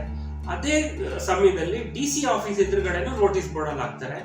ಆಮೇಲೆ ಪ್ರತಿಯೊಂದು ಕಾಲೇಜಲ್ಲಿ, ಸ್ಕೂಲಲ್ಲಿ ಎಲ್ಲ ನೋಟಿಸ್ ಬೋರ್ಡ್ ಹಾಕ್ತಾರೆ. ಹಾಕ್ತಾರೋ ಇಲ್ಲೋ ಗೊತ್ತಿಲ್ಲ, ಬಟ್ ಹಾಕ್ಬೇಕು. ಆಮೇಲೆ ಎಲ್ಲೆಲ್ಲಿ NCC ಆಫೀಸ್ ಇದೆ, NCC ಪ್ರತಿ ಜಿಲ್ಲೆಯ ಇದರಲ್ಲಿ ಪ್ರತಿಯೊಂದು ಜಿಲ್ಲೆನಲ್ಲೂ ಒಂದು NCC ಆಫೀಸ್ ಇರುತ್ತೆ. NCC ಆಫೀಸಲ್ಲಿ ಕೂಡ ಇದೆಲ್ಲ ನೋಟಿಸ್ ಬೋರ್ಡಿಗೆ ಹಾಕ್ತಾರೆ ಯಾವಾಗ ಸೆಲೆಕ್ಷನ್ ಆಗುತ್ತೆ ಅಂತೇಳಿ. ಆವಾಗ ಸೆಲೆಕ್ಷನ್ ಟೈಮಲ್ಲಿ ಹೋಗ್ಬಿಟ್ಟು ಅಪ್ಲೈ ಮಾಡಿದ್ಮೇಲೆ ಮೊದಲು ಫಿಸಿಕಲ್ ಎಕ್ಸಾಮ್ ಇರುತ್ತೆ. ಫಿಸಿಕಲ್ಲು, ಮೆಡಿಕಲ್ಲು ಮತ್ತೆ ರಿಟರ್ನ್ ಎಕ್ಸಾಮ್ ಇರುತ್ತೆ. ಫಿಸಿಕಲಲ್ಲಿ ನಾರ್ಮಲ್ಲಿ ಏನು ನಿಮ್ಮದು ಹೈಟು ವೆಯ್ಟು ಅದನ್ನೆಲ್ಲ ನೋಡ್ಬಿಟ್ಟು ಫಿಸಿಕಲ್ ನಿಮ್ದು ರನ್ನಿಂಗ್ ಮಾಡಿಸಿ ಅದನ್ನೆಲ್ಲ ನೋಡ್ಬಿಟ್ಟು ನೀವು ಫಿಸಿಕಲ್ ಫಿಟ್ ಇದ್ದೀರಾ ಅಂತ ಹೇಳಿ ಗೊತ್ತಾದ್ಮೇಲೆ ಮೆಡಿಕಲ್ ಎಕ್ಸಾಮ್ ನಡೆಯುತ್ತೆ. ಮೆಡಿಕಲ್ ಎಕ್ಸಾಮಲ್ಲೂ ನೀವು ಸೆಲೆಕ್ಷನ್ ಆಯಿತು ಅಂತ ಹೇಳಿದ್ರೆ ಆಮೇಲೆ ರಿಟರ್ನ್ ಎಕ್ಸಾಮ್ ಇರುತ್ತೆ, ಫೈನಲ್ ರಿಟರ್ನ್ ಎಕ್ಸಾಮ್. ಅದರಲ್ಲೂ ಸೋಲ್ಜರ್ಸ್ ಅನ್ನೋದು ನಾನ್ ಟೆಕ್ನಿಕಲ್ಲು ಅಥವಾ ಫೈಟಿಂಗ್ಗೆ ಅಥವಾ ಟೆಕ್ನಿಕಲ್ಗೆ ಅದರಲ್ಲೂ ಸಪ್ರೇಟ್ ಯಾವ್ದು ನೀವು ಸೆಲೆಕ್ಷನ್ ಮಾಡ್ಕೊತೀರಾ ಅದ್ರ ಮೇಲೆ ರಿಟರ್ನ್ ಎಕ್ಸಾಮ್ ಇರುತ್ತೆ. ಆಮೇಲೆ ರಿಟರ್ನ್ ಎಕ್ಸಾಮಲ್ಲೂ ಕೂಡ ನೀವು ಪಾಸ್ ಆದಮೇಲೆ ಆಮೇಲೆ ಅವ್ರು ಡಿಸೈಡ್ ಮಾಡಿ ನೀವು ಎಲ್ಲಿ ಫೈಟಿಂಗ್ ಹೋಗ್ತಿರೋ ಅಥವಾ ಟೆಕ್ನಿಕಲ್ಗೆ ಹೋಗ್ತಿರೋ, ಎಲ್ಲಿ ಬೇರೆ ಇದೆ. ಈಗ ಸೋಲ್ಜರ್ಸ್ ಅಲ್ಲೂ ಬೇರೆ ಮಡ್ರಾಸ್ ರೆಜಿಮೆಂಟ್ ತಗೊಳ್ಳಿ, ಮಡ್ರಾಸ್ ಇಂಜಿನಿಯರಿಂಗ್ ಗ್ರೂಪ್ ತಗೊಳ್ಳಿ, ಮರಾಠ ರೆಜಿಮೆಂಟ್ ತಗೊಳ್ಳಿ, ರಾಜ್ಪೂತ್, ಸಿಖ್ ಇದೆಲ್ಲ ಏನೇನು ನಿಮ್ಗೆ ಗೊತ್ತಿರೋ ಪ್ರಕಾರ ಇದೆ, ನೀವು ಎಲ್ಲಿಗೆ ಬೇಕಾದ್ರೂ ಹೋಗ್ಬೋದು. ಒಂದು ಮಧ್ಯದಲ್ಲಿ ಈಗ SLC ಪಾಸ್ ಆದವರು ಸೋಲ್ಜರಿಗೆ ಆ ಥರ ಟೆಸ್ಟ್ಗಳಿರುತ್ತೆ. ಈಗ MBBS ಮಾಡಿದವರು ಅಥವಾ ಇಂಜಿನಿಯರಿಂಗು MBA ಇಲ್ಲಿ ಕ್ವಾಲಿಫೈಡ್ಸು ಅದೇ ರೀತಿ ಇರುತ್ತಾ? ಎಲ್ಲ ಹೇಳ್ತೇನೆ, ಬರ್ತೇನೆ. ಸೋಲ್ಜರ್ಸ್ ನಾನು ಕವರ್ ಮಾಡ್ತಾ ಇದ್ದೀನಿ. ಇದಾದ್ಮೇಲೆ ರಿಟರ್ನ್ ಎಕ್ಸಾಮ್ ಕ್ಲಿಯರ್ ಆದ್ಮೇಲೆ ತರಬೇತಿ ಕಳಿಸ್ತಾರೆ. ತರಬೇತಿ ಬೇರೆ ರಾಜ್ಯದಲ್ಲೆಲ್ಲ ಇರುತ್ತೆ. ತರಬೇತಿ ಮುಗಿದ್ಮೇಲೆ, ಟ್ರೈನಿಂಗ್ ಮುಗಿದ್ಮೇಲೆ ಅವ್ರನ್ನ ಆಸ್ ಎ ಸೋಲ್ಜರ್ ಆಗಿ ಟ್ರಾನ್ಸ್ಫರ್ ಆಗುತ್ತೆ. ಇದು ಸೋಲ್ಜರ್ಸ್ ಆಯ್ತು. ಆಮೇಲೆ ಇದೇ ರೀತಿ ಇದು ಅಧಿಕಾರಿಗಳು, ನಾನು ಆಫೀಸರ್ಸ್ ಏನ್ ಹೇಳಿದೆ, ಆಫೀಸರ್ಸ್ ಏನಿದೆ UPSC union Public Service commission ಏನು ಎಕ್ಸಾಮ್ ನಡೆಯುತ್ತೆ, ಈ ಎಕ್ಸಾಮ್ ಅಲ್ಲಿ ಪಾಸ್ ಆಗೋದು ಫಸ್ಟ್. ಇದರಲ್ಲೂ ಅನೇಕ ರೀತಿ ಕೆಟಗರಿಗಳಿವೆ. ಅವರು ಇಂಜಿನಿಯರಿಂಗ್ ಆಗೂ ಸೇರ್ಬೋದು, MBBS ಮಾಡ್ಕೊಂಡು ಸೇರ್ಬೋದು, MBA ಮಾಡ್ಕೊಂಡು ಸೇರ್ಬೋದು, BSc BA ಅಥವಾ BCom ಮಾಡಿ ಸೇರ್ಬೋದು. ಅದೇ ರೀತಿ ಡೆಂಟಿಸ್ಟ್ ಆಗೂ ಸೇರ್ಬೋದು. ಯಾವುದೇ ಎಜುಕೇಶನ್ LLB ಮಾಡ್ಕೊಂಡು ಸೇರ್ಬೋದು. ಪ್ರತಿಯೊಂದು ಎಜುಕೇಶನ್ಗೂ ಒಂದೊಂದು ಎಂಟ್ರೀಸ್ ಇದೆ. ಇದಕ್ಕೇನು ಅಂತಂದ್ರೆ ಎಂಟ್ರೀಸ್, ಇದು ಎಲ್ಲ ಎಂಟ್ರಿಗೂ Union Public Service Commission exam ನಡೆಯುತ್ತೆ. ಇದನ್ನ ಮೊದಲು ನೀವೇನ್ ಮಾಡ್ಬೇಕು ಅಂದ್ರೆ ರಿಜಿಸ್ಟರ್ ಮಾಡ್ಕೋಬೇಕು. ನೀವು joinIndianArmy.nic.in ನಲ್ಲಿ ಹೋಗಿ, ಅಥವಾ ನೀವು ಗೂಗಲ್ ಸರ್ಚ್ ಮಾಡ್ಬೋದು, how to join Indian Army, how to join Indian Navy, how to join Indian air force ಅಂತ ಟೈಪ್ ಮಾಡಿದ್ರೆ, ಸರ್ಚ್ ಮಾಡಿದ್ರೆ ಆಟೋಮೆಟಿಕಲಿ ನಿಮ್ಗೆ ಲಿಂಕ್ ಬರುತ್ತೆ. ಆ ಲಿಂಕ್ ಓಪನ್ ಮಾಡಿದ್ರೆ, ಸಪೋಸ್ ಆರ್ಮಿ ಜಾಯಿನ್ ಆಗಬೇಕು ಅಂತ ಅಂದ್ರೆ joinIndianArmy.nic.in ನೀವು ಟೈಪ್ ಮಾಡಿದ್ರೆ ಅದರಲ್ಲಿ ಅಪ್ಲಿಕೇಶನ್ ಫಾರ್ಮ್ ಬರುತ್ತೆ. ಆನ್ಲೈನ್ ಅಪ್ಲಿಕೇಶನ್ ರಿಜಿಸ್ಟರ್ ಮಾಡಿಕೊಂಡು ಅದನ್ನು ರಿಜಿಸ್ಟರ್ ಮಾಡಿಕೊಂಡು ಅಪ್ಲೋಡ್ ಮಾಡಿದ್ರೆ ನಿಮ್ಮ ಫೋಟೋ, ನಿಮ್ಮ ಎಜುಕೇಶನ್ ಕ್ವಾಲಿಫಿಕೇಶನ್ ಎಲ್ಲ ಅಪ್ಲೋಡ್ ಮಾಡಿದ್ರೆ ಆಟೋಮೆಟಿಕ್ ಆಗಿ ನೀವು ಯಾವ್ದಾವ್ದಕ್ಕೆ ಎಲಿಜಿಬಲ್ ಇದ್ದೀರಾ ಅಂತ ಹೇಳಿ ಬರುತ್ತೆ. ನೀವು ಯಾವ್ಯಾವ ಎಂಟ್ರಿಗೆ ಎಲಿಜಿಬಲ್ ಇದ್ದೀರಾ, ನೀವು MBBS ಮಾಡಿದ್ದೀರಾ ಅಥವಾ ಇಂಜಿನಿಯರಿಂಗ್ ಮಾಡಿದ್ದೀರಾ ಅಂದ್ರೆ ನೀವು ಎಲಿಜಿಬಲ್ ಇದ್ದೀರಾ ಇಲ್ವಾ ಅಂತ ಹೇಳಿ ಅದು ಆಟೋಮೆಟಿಕ್ ಆಗಿ ತೋರಿಸುತ್ತೆ. ನಿಮ್ದು ಏಜ್ ಏನಿದೆ. ಆಮೇಲೆ ನೀವು ರಿಜಿಸ್ಟರ್ ಮಾಡ್ಕೊಂಡ್ಮೇಲೆ ನಿಮ್ಗೆ ಆಟೋಮೆಟಿಕ್ ಆಗಿ ಯಾವಾಗ ಅದು ಈ ಎಕ್ಸಾಮ್ ಇರುತ್ತೆ ಆವಾಗ ನಿಮ್ಗೆ ಇಂಟಿಮೇಷನ್ ಬರುತ್ತೆ. ಎಕ್ಸಾಮ್ ನೀವು ಅಲ್ಲಿ ಸೆಲೆಕ್ಷನ್ ಮಾಡ್ಕೋಬಹುದು, ಎಲ್ಲಿ ನೀವು ಎಕ್ಸಾಮ್ ಅಟೆಂಡ್ ಮಾಡಬೇಕು ಅಂತ ಹೇಳಿ. ಬೆಂಗಳೂರು ಆಗ್ಬೋದು, ಚೆನ್ನೈ ಆಗ್ಬೋದು, ಬಾಂಬೆ ಆಗ್ಬೋದು, ಡೆಲ್ಲಿ ಆಗ್ಬೋದು, ನಿಮ್ಗೆ ಎಲ್ಲಿ ಹತ್ರ ಇರುತ್ತೆ. ಕರ್ನಾಟಕದಲ್ಲಿ ಬೆಂಗಳೂರಲ್ಲಿ ಮಾತ್ರ ಅದು ಎಕ್ಸಾಮ್ ನಡೆಯುತ್ತೆ. ನೀವು ಅದು ಸೆಲೆಕ್ಷನ್ ಎಕ್ಸಾಮ್ ಸೆಂಟರ್ನ ಬೆಂಗಳೂರು ಸೆಲೆಕ್ಟ್ ಮಾಡ್ಕೊಂಡ್ರೆ ನಿಮ್ಗೆ ಆಟೋಮೆಟಿಕ್ಲಿ ಇಂಟಿಮೇಷನ್ ಬರುತ್ತೆ. ಇಂಟಿಮೇಷನ್ ಅಲ್ಲೂ ನಿಮ್ಗೆ ಅದು ಏನು ಸಬ್ಜೆಕ್ಟ್ ಕೂಡ ಅದರಲ್ಲಿ ಬರುತ್ತೆ, ಯಾವ್ದೋ ಸಬ್ಜೆಕ್ಟ್ ಪ್ರಿಪೇರ್ ಆಗಬೇಕು ಅಂತೇಳಿ. ಆಮೇಲೆ ಎಕ್ಸಾಮ್ ಡೇಟ್ ಅಲ್ಲಿ ಎಕ್ಸಾಮ್ ಅಟೆಂಡ್ ಮಾಡಬೇಕು ನೀವು. ಅವಾಗ ಈಗ ಎಂಟ್ರೀಸ್ ಯಾವ್ದಾದ್ರು ಅಂತ ಹೇಳಕ್ ಬರ್ತೀನಿ ನಾನು ಇವಾಗ. ಎಂಟ್ರೀಸ್ ಏನಂದ್ರೆ, ಫಸ್ಟ್ ನೀವು ಒಂದು ನ್ಯಾಷನಲ್ ಡಿಫೆನ್ಸ್ ಅಕಾಡೆಮಿ NDA ಅಂತ ಏನು ಕೇಳಿದಿರ, ಯಾರು PUC ಆಗಿದೆ ಅಥವಾ ನಿಮ್ PUC ಆಗಿದೆ 16.5 ವರ್ಷದಿಂದ ನೀವು 19.5 ವರ್ಷದೊಳಗಡೆ ನಿಮ್ ಏಜ್ ಇದೆ ಅಂತಂದ್ರೆ, ನಿಮ್ದು PUC ಆಗಿದೆ ಅಂದ್ರೆ ನೀವು ನ್ಯಾಷನಲ್ ಡಿಫೆನ್ಸ್ ಅಕಾಡೆಮಿನ ಸೇರ್ಬೋದು NDA. ಇದಕ್ಕೂ ಸೇಮ್ UPSC ಎಕ್ಸಾಮ್ ಅಪ್ಲೈ ಮಾಡಿದ್ಮೇಲೆ ನೀವು ಫಸ್ಟ್ PUC ಮುಗಿದ ತಕ್ಷಣ ನೀವು ಅಪ್ಲೈ ಮಾಡ್ಬೋದು. ಯಾಕೆಂದ್ರೆ ಅದು ಎಕ್ಸಾಮ್ ನಡೆದು ಅದೆಲ್ಲ ಪ್ರೊಸೀಜರ್ ಆಗ್ತಾ 1 ವರ್ಷ ಆಗುತ್ತೆ. ಆಟೋಮೆಟಿಕ್ಲಿ ನಿಮ್ದು ಇಂಟರ್ವ್ಯೂ ಬರೋ ಟೈಮ್ಗೆ ನೀವು ಎಕ್ಸಾಮ್ ಸೆಕೆಂಡ್ PUC ಮುಗಿಯುತ್ತೆ. ಆಟೋಮೆಟಿಕಲಿ ಇಂಟರ್ವ್ಯೂನಲ್ಲಿ ಪಾಸ್ ಆದ್ರೆ ನೀವು ಡೈರೆಕ್ಟ್ ನ್ಯಾಷನಲ್ ಡಿಫೆನ್ಸ್ ಅಕಾಡೆಮಿಗೆ ಸೇರ್ಬೋದು. ಅದಕ್ಕೋಸ್ಕರ ನಿಮ್ ಏಜ್ ವೇಸ್ಟ್ ಆಗಬಾರ್ದು. ಯಾಕೆಂದ್ರೆ ಮ್ಯಾಕ್ಸಿಮಮ್ ಏಜ್ ಲಿಮಿಟ್ ಇರೋದು 19.5 ವರ್ಷ. ಅದಕ್ಕೋಸ್ಕರ ಆಟೋಮೆಟಿಕಲಿ ಫಸ್ಟ್ PUC ಪಾಸ್ ಆದ ತಕ್ಷಣ ನೀವು ಅಪ್ಲೈ ಮಾಡ್ಬೋದು. ಅದು ನೀವು ಎಕ್ಸಾಮ್ ಸೇಮ್ ಹೇಳಿದ ಪ್ರಕಾರ UPSC ದೆನ್ ಇಂಟರ್ವ್ಯೂ ಸಪ್ರೇಟ್ ಆಗಿ ಬರ್ತೀವಿ ನಾವು. ಆಮೇಲೆ ಎಲ್ಲ ರೀತಿಯ ಸೆಲೆಕ್ಷನ್ಗೂ ಇಂಟರ್ವ್ಯೂ ಇಸ್ ಕಾಮನ್, ಅದು ನಮ್ಗೆ ಸಪ್ರೇಟ್ ಆಗಿ ಹೇಳ್ತೀನಿ ಇಂಟರ್ವ್ಯೂ ಪ್ರೊಸೀಜರ್. ಮೊದಲು ನಾನು ಎಂಟ್ರೆನ್ಸ್ ಎಕ್ಸಾಮ್ ಕವರ್ ಮಾಡ್ತೀನಿ, ನ್ಯಾಷನಲ್ ಡಿಫೆನ್ಸ್.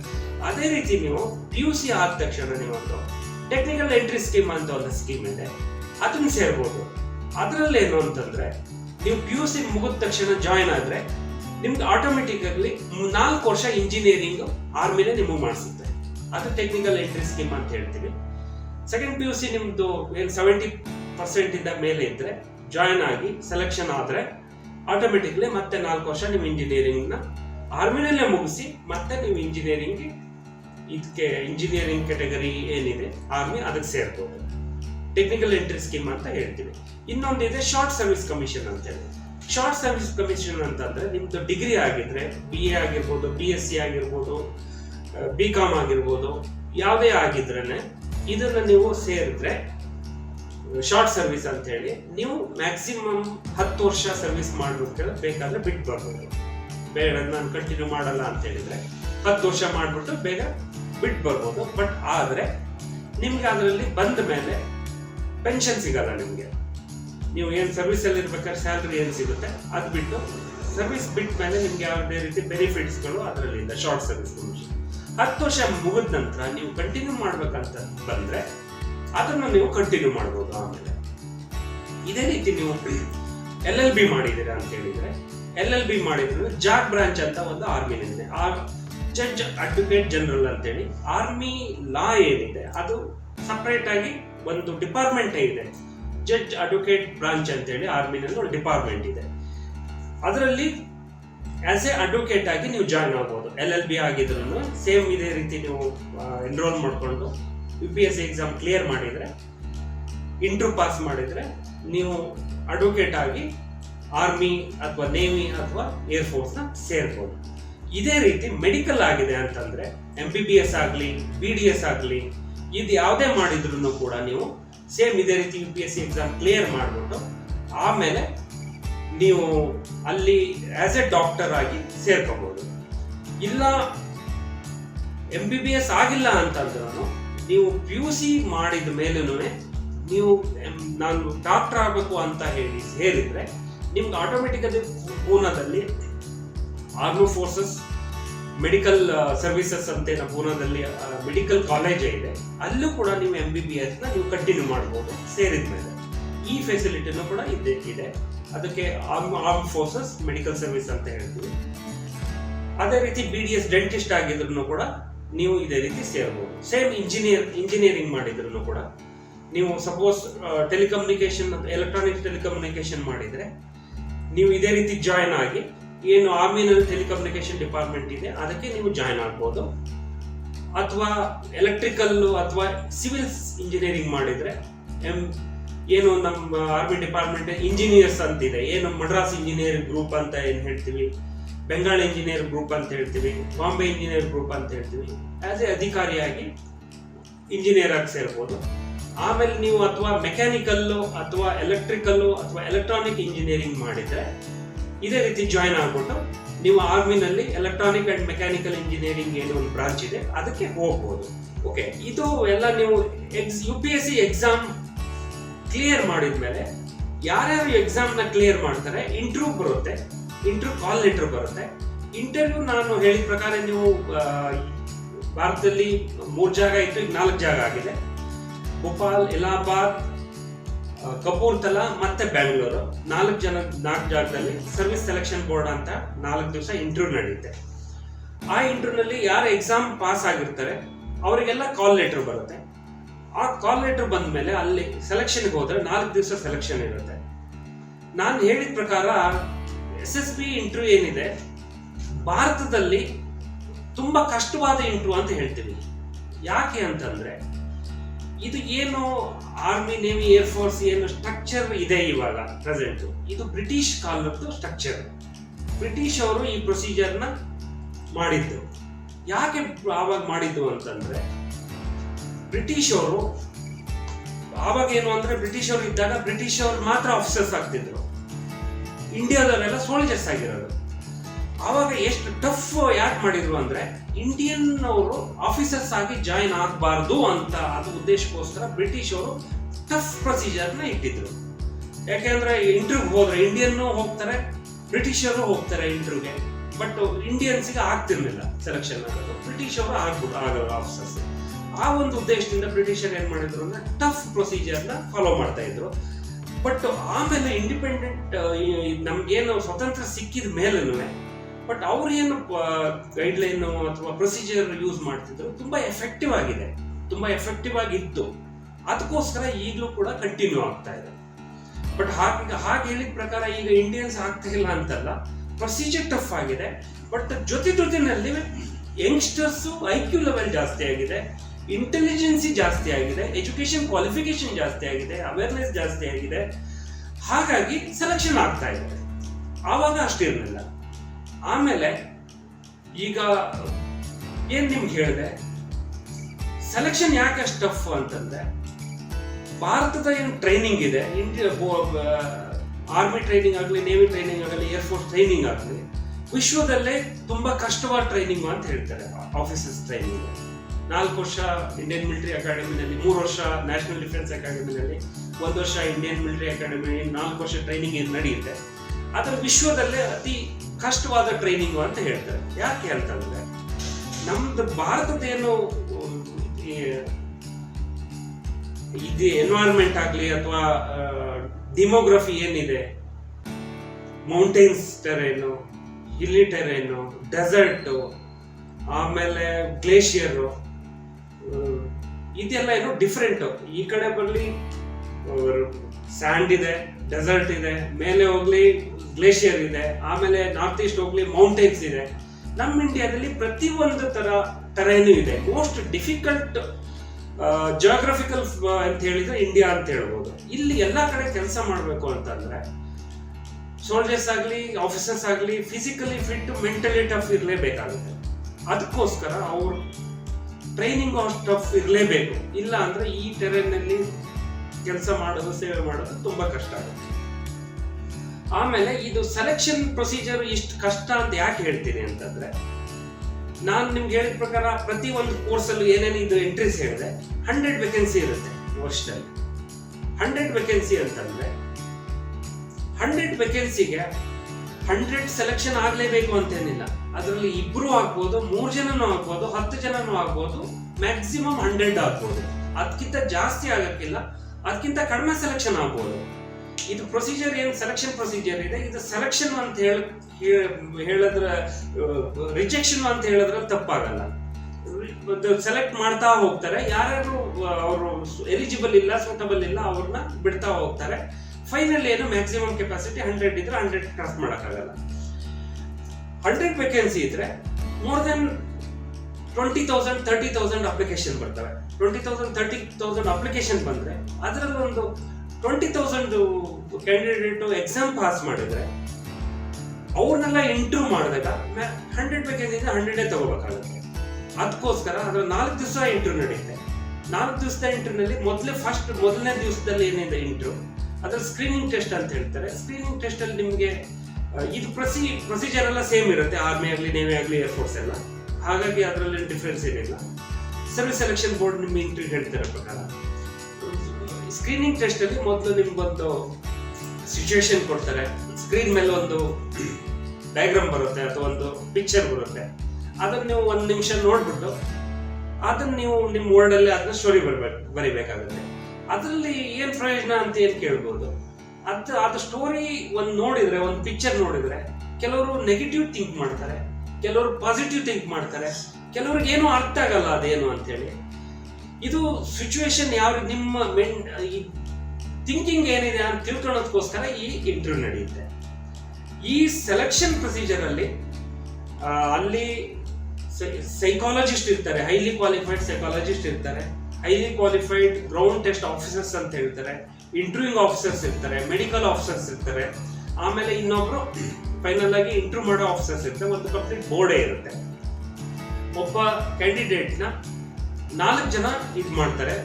ಸೈಕಾಲಜಿಸ್ಟ್ ಬೇರೆ, ಅವ್ರು ಚೆಕ್ ಮಾಡ್ತಾರೆ. ಗ್ರೌಂಡ್ ಟೆಸ್ಟ್ ಆಫೀಸರ್ ಒಬ್ಬ ಇರ್ತಾರೆ.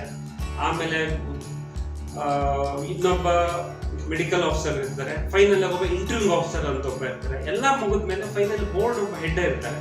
ಆ ಹೆಡ್ ಎಲ್ಲ ಜೊತೆನಲ್ಲಿ ಕಂಪ್ಲೀಟ್ ಕೂತ್ಕೊಂಡು ಕಾನ್ಫರೆನ್ಸ್ ಅಂತ ಇರುತ್ತೆ. ಆ ಕಾನ್ಫರೆನ್ಸ್ ಬಂದಾಗ ಅವರೆಲ್ಲ ಡಿಸ್ಕಸ್ ಮಾಡಿಬಿಟ್ಟು ಕೆಲವೆಲ್ಲ ಕ್ವಶನ್ ಕೇಳಿ ಆಮೇಲೆಲ್ಲ ಡಿಸೈಡ್ ಮಾಡ್ತಾರೆ as he is eligible or not ಅಂತೇಳಿ. ಇದರಲ್ಲಿ ಏನು ಅಂತಂದ್ರೆ ನೀವು ಕೆಲವು ಆಫೀಸರ್ಸ್ ಲೈಕ್ ಕ್ವಾಲಿಟಿ ಬೇಕಾಗುತ್ತೆ. ಆಫೀಸರ್ಸ್ OLQ ಅಂತ ಹೇಳ್ತೀವಿ. ಆಫೀಸರ್ಸ್ ಕ್ವಾಲಿಟಿ ಅಂತಂದ್ರೆ as a leader, to become a leader ಕೆಲವು ಕ್ವಾಲಿಟಿಗಳು ಬೇಕಾಗುತ್ತೆ. ನೀವು ಹೇಳ್ಬೋದು ABCD ಅಂತ Z ವರ್ಗು ಹೇಳ್ಬೋದು. ಏನ್ ಕೇಳ್ತೀನಿ ಏನಿಂದ Z ಅಂತಂದ್ರೆ ನೀವು ಆಕ್ಟಿವ್ ಆಗಿರ್ಬೇಕು, ಅಡ್ವೆಂಚರ್ ಇರಬೇಕು, ನಿಮ್ಮ ಹತ್ರ ಎಲಿಜಿಬಿಲಿಟಿ ಇರಬೇಕು. ಅಥವಾ B ಅಂತ ತಗೊಳ್ಳಿ, ಬ್ರೇವರಿ ಇರಬೇಕು, B ಪಾಸಿಟಿವ್. C ನಿಮ್ ಕ್ಯಾರೆಕ್ಟರ್ ಒಳ್ಳೇದಿರ್ಬೇಕು, ಕ್ಯೂರಿಯಾಸಿಟಿ ಇರಬೇಕು, ಚೀರ್ಫುಲ್ ಇರಬೇಕು. D ಡೇರಿಂಗ್ ಇರಬೇಕು. ಇದನ್ನೆಲ್ಲ ಇದೇ ರೀತಿ ನೀವು Z ವರ್ಗು ಹೋದ್ರೆ Z ಝೀಲ್ ಇರಬೇಕು. ಇದನ್ನು ಏನಿಂದ ಹಿಡಿದು ಆಲ್ಫಾಬೆಟ್ 26 ಆಲ್ಫಾಬೆಟ್ ಇದೆ. ಏನಿಂದ Z ವರ್ಗು ನಿಮ್ಗೆ ಇಷ್ಟು ಆಫೀಸರ್ಸ್ ಲೈಕ್ ಕ್ವಾಲಿಟಿಗಳು ಬೇಕಾಗುತ್ತೆ. ಪ್ರತಿಯೊಬ್ಬರ ಹತ್ರನೂ ಪ್ರತಿಯೊಂದು ಕ್ವಾಲಿಟಿ ಇರುತ್ತೆ ಅಂತ ಹೇಳಕ್ ಸಾಧ್ಯ ಆಗಲ್ಲ. ಕೆಲವ್ರ ಹತ್ರ ಕ್ವಾಲಿಟಿ ಇರಬಾರ್ದು, ಬಟ್ ಯಾರ ಹತ್ರ ನೆಗೆಟಿವ್ ಕ್ವಾಲಿಟಿಗಳು ಇರಬಾರ್ದು. ನಿಮ್ಮ ಹತ್ರ ಒಂದು ಕ್ವಾಲಿಟಿ ಕಡಿಮೆ ಇದೆ ಅಂದ್ರೂ ತೊಂದರೆ ಇಲ್ಲ, ಬಟ್ ಅದೇ ರೀತಿ ನೆಗೆಟಿವ್ ಕ್ವಾಲಿಟಿ ಇರಬಾರ್ದು. ನೆಗೆಟಿವ್ ಕ್ವಾಲಿಟಿ ಹೇಗೆ ಗೊತ್ತಾಗುತ್ತೆ, ಹೇಗೆ ಇದಾಗುತ್ತೆ ಅಂತಂದ್ರೆ, ಒಂದು ಪಿಕ್ಚರ್ ಅಲ್ಲಿ ಒಬ್ಬ ನಿಂತಿರ್ತಾನೆ, ಇನ್ನೊಬ್ಬ ಒಂದು ನೈಫ್ ಹಿಡ್ಕೊಂಡು ನಿಂತಿರ್ತಾನೆ. ಕೆಲವರೆಲ್ಲ ಬರೀತಾರೆ ಒಬ್ಬ ನಿಂತಿದ್ದಾನೆ, ಇನ್ನೊಬ್ಬ ಚಾಕು ಹಾಕಕ್ ಹೋಗ್ತಾ ಇದ್ದಾನೆ. ಇನ್ನೊಬ್ಬ ಹೇಳ್ತಾ ಇದ್ದಾನೆ ಪ್ರೊಟೆಕ್ಷನ್ಗೋಸ್ಕರ ನಿಂತಿದ್ದಾನೆ. ಇನ್ನೊಬ್ಬ ಏನ್ ಹೇಳ್ತಾರೆ ಅಂದ್ರೆ ಅವ್ರಿಬ್ರ ಮಧ್ಯೆ ಫೈಟಿಂಗ್ ಆಗುತ್ತೆ. ಇದರಲ್ಲಿ ಯಾರು ಪಾಸಿಟಿವ್ ಥಿಂಕ್ ಮಾಡ್ತಾರೆ, ಯಾರು ನೆಗೆಟಿವ್ ಥಿಂಕ್ ಮಾಡ್ತಾರೆ ಅಂತ ಆ ಸ್ಟೋರಿನಲ್ಲಿ ಗೊತ್ತಾಗುತ್ತೆ. ಅದೇ ರೀತಿ ಗ್ರೂಪ್ ಡಿಸ್ಕಷನ್ ಇರುತ್ತೆ. ಗ್ರೂಪ್ ಡಿಸ್ಕಷನ್ ಅಲ್ಲಿ ಒಂದು ಸಬ್ಜೆಕ್ಟ್ ಕೊಟ್ಬಿಟ್ಟು ಯಾರು ಎಷ್ಟು ನಾಲೆಜ್ ಚೆಕ್ ಮಾಡೋದಾಗ್ಲಿ, ಫಿಸಿಕಲ್ ಫಿಟ್ನೆಸ್ ಚೆಕ್ ಮಾಡಕ್ಕೆ ಕೆಲವು ಆಬ್ಸ್ಟಕಲ್ ಟ್ರೈನಿಂಗ್ ಇರ್ತಾರೆ. ಅದೇ ರೀತಿ ನಿಮ್ಗೆ ಕೆಲವು ವರ್ಡ್ಗಳು ಕೊಟ್ಬಿಟ್ಟು ವರ್ಡ್ ನೀವು ಬರೆದು, ಇದಕ್ಕೆಲ್ಲ ಟೈಮ್ ವೆರಿ ಶಾರ್ಟ್ ಇರುತ್ತೆ, ತುಂಬಾನೇ ಶಾರ್ಟ್ ಟೈಮ್ ಇರುತ್ತೆ. ಯಾಕೆ ಶಾರ್ಟ್ ಟೈಮ್ ಅಂತಂದ್ರೆ ನೀವು ಯೋಚನೆ ಮಾಡಿ ಬರೀತೀರಾ, ಯೋಚನೆ ಮಾಡಿ ಹೇಳಿದ್ರೆ ನಿಮ್ದು ಒರಿಜಿನಾಲಿಟಿ ಬರಲ್ಲ ಯಾವತ್ತೂ.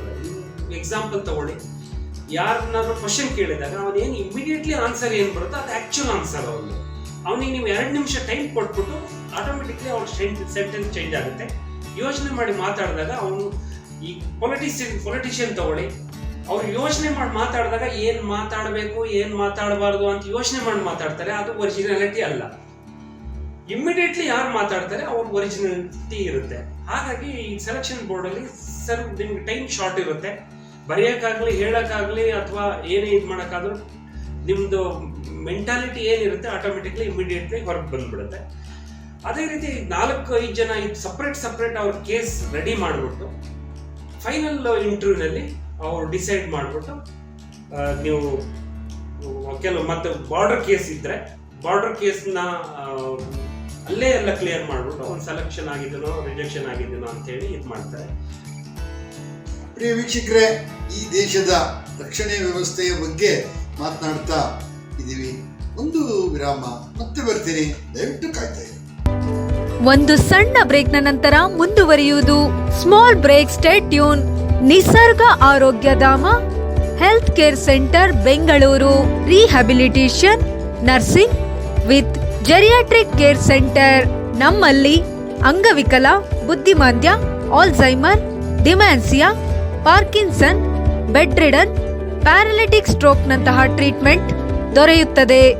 ಕಡಿಮೆ ವೆಚ್ಚದಲ್ಲಿ ಊಟ, ವಸತಿ, ವೈದ್ಯಕೀಯ ಹಾಗೂ 24 ಗಂಟೆಗಳ ಕಾಲ ದಾದಿಯರಿಂದ ಆರೈಕೆ ಕೇಂದ್ರ ಹಾಗೂ ಉತ್ತಮ ಸೌಲಭ್ಯಗಳು ದೊರೆಯುತ್ತದೆ. ಹೆಚ್ಚಿನ ಮಾಹಿತಿಗಾಗಿ ಸಂಪರ್ಕಿಸಿ 9731256246 ಹಾಗೂ ಮತ್ತೊಂದು ಸಂಖ್ಯೆ 9980454695. For more details, visit us www.nisargacare.com. ಆಮೇಲೆ ಮ್ಯಾಕ್ಸಿಮಮ್ ವೇಕೆನ್ಸಿ ಎಷ್ಟಿದೆ ಅದಕ್ಕಿಂತ ಜಾಸ್ತಿ ತಗೊಳಕ್ಕಾಗಲ್ಲ, ಅದಕ್ಕಿಂತ ಕಡಿಮೆ ಎಷ್ಟಾದ್ರೂ ಇರ್ಬೋದು. ಈಗ ಎಕ್ಸಾಂಪಲ್ ತಗೊಳ್ಳಿ, ನಾನು ಹೋದಾಗ 100 ವೇಕೆನ್ಸಿ ಇತ್ತು, ಆದರೆ ಆಲ್ ಓವರ್ ಇಂಡಿಯಾದಲ್ಲಿ ನಾವು ಬರೀ 23 ಜನ ಮಾತ್ರ ಸೆಲೆಕ್ಷನ್ ಆಗಿದ್ದು. ಯಾಕೆ 23 ಜನ ಅಂತಂದ್ರೆ ನಾನು ಹೇಳಿದ ಪ್ರಕಾರ ಮ್ಯಾಕ್ಸಿಮಮ್ 100, ಮಿನಿಮಮ್ 2 ಆದ್ರೂ. ನಮ್ಗಿಂತ 6 ಮಂತ್ ಮೊದಲು ಹೋದವರು ಬರೀ 13 ಜನ ಮಾತ್ರ ಇದ್ದು 100 ವೇಕೆನ್ಸಿ ಇತ್ತು. ವೇಕೆನ್ಸಿಗಳು ಅಂಡರ್ ಯುಟಿಲೈಸ್ ಆಗ್ತಾ ಇದೆ. ಯಾಕೆ ಅಂತಂದ್ರೆ ಸೆಲೆಕ್ಷನ್ ಅಲ್ಲಿ ಸೆಲೆಕ್ಟ್ ಆಗ್ತಾ ಇಲ್ಲ. ಯಾಕೆ ಆಗ್ತಾ ಇಲ್ಲ ಅಂದ್ರೆ ಈ ಕ್ವಾಲಿಟೀಸ್ಗಳು ಏನ್ ಬೇಕು ಅವು ಕ್ವಾಲಿಟೀಸ್ ಸಿಗ್ತಾ ಇಲ್ಲ. ಸೆಲೆಕ್ಷನ್ ಆಗ್ತಾ, ಈಗ ನೋಡಿ ಆರ್ಮಿನಲ್ಲಿ ಇವಾಗ ಆಲ್ರೆಡಿ 40,000 ಆಫೀಸರ್ಸ್ ಅಲ್ಲಿ 13,000 ಆಫೀಸರ್ಸ್ ಡಿಫಿಷಿಯನ್ಸಿ ಇದೆ. 13,000 ಜನ ಆಫೀಸರ್ಸ್ ಕಡಿಮೆ ಇದ್ದಾರೆ. ಸೆಲೆಕ್ಷನ್ ಯಾಕೆ ಆಗ್ತಾ ಇಲ್ಲ ಅಂದ್ರೆ ಕ್ವಾಲಿಟೀಸ್ ಬರ್ತಾ ಇಲ್ಲ. ಕ್ವಾಲಿಟೀಸು ಕಡಿಮೆ ಮಾಡ್ಕೊಂಡು ತಗೋಬೋದಲ್ಲ ಸರ್, ಯಾಕೆ ಡಿಫಿಷಿಯನ್ಸಿ ಯಾಕೆ ಬಿಡ್ತಾ ಇದ್ದಾರೆ ಅಂತ ನೀವು ಕೇಳ್ಬೋದು. ಬಟ್ ಆರ್ಮಿ ಪಾಲಿಸಿನಿ ಏನು ಅಂತಂದ್ರೆ ಒಬ್ಬ ಎಫಿಷಿಯೆಂಟ್ ಆಫೀಸರ್ 3 ಜನ ಆಫೀಸರ್ ಕೆಲಸನ ಒಬ್ಬನೇ ಮಾಡ್ಬೋದು. ಅದೇ 3 ಜನ ಎಫಿಷಿಯೆಂಟ್ ಇಲ್ದಲೇ ಆಫೀಸರ್ಸ್ ಒಬ್ಬನ ಕೆಲಸನ ಮಾಡೋಕ್ಕಾಗಲ್ಲ. ಅದಕ್ಕೋಸ್ಕರ ಯಾರು ಎಫಿಷಿಯೆಂಟ್ ಇರ್ತಾರೋ, ಯಾರು ಕ್ವಾಲಿಟೀಸ್ ಇರುತ್ತೋ ಅವ್ರ ಸೆಲೆಕ್ಷನ್ ನಡೆಯುತ್ತೆ. ಇದು ನಮ್ಗೆ ಹೇಗೆ ನಮ್ಗೆ ಗೊತ್ತಾಗುತ್ತೆ ಅಂತ ನಿಮ್ಗೆ ಡೌಟ್ ಬರೋದು. ನಮ್ಗೆ ಇದೆಲ್ಲ ಪ್ರೊಸೀಜರ್ ಎಲ್ಲ ಹೇಗೆ, ಈಗ ನಿಮ್ ಬ್ಯಾಂಗ್ಳೂರಲ್ಲಿ ಕೆಲವು ಕೋಚಿಂಗ್ ಸೆಂಟರ್ಗಳು ಕೂಡ ಇದೆ. ಸರ್ವಿಸ್ ಸೆಲೆಕ್ಷನ್ ಬೋರ್ಡ್ ಅಪಿಯರ್ ಹೇಗಾಗೋದು ಅಂತೇಳಿ ಕೋಚಿಂಗ್ ನಡೆಯುತ್ತೆ. 10ರಿಂದ 15 ದಿವಸ ಇಲ್ಲಿ ಕೋಚಿಂಗ್ ನಡೆಯುತ್ತೆ. ತುಂಬಾ ಕೋಚಿಂಗ್ ಸೆಂಟರ್ಗಳಿದೆ.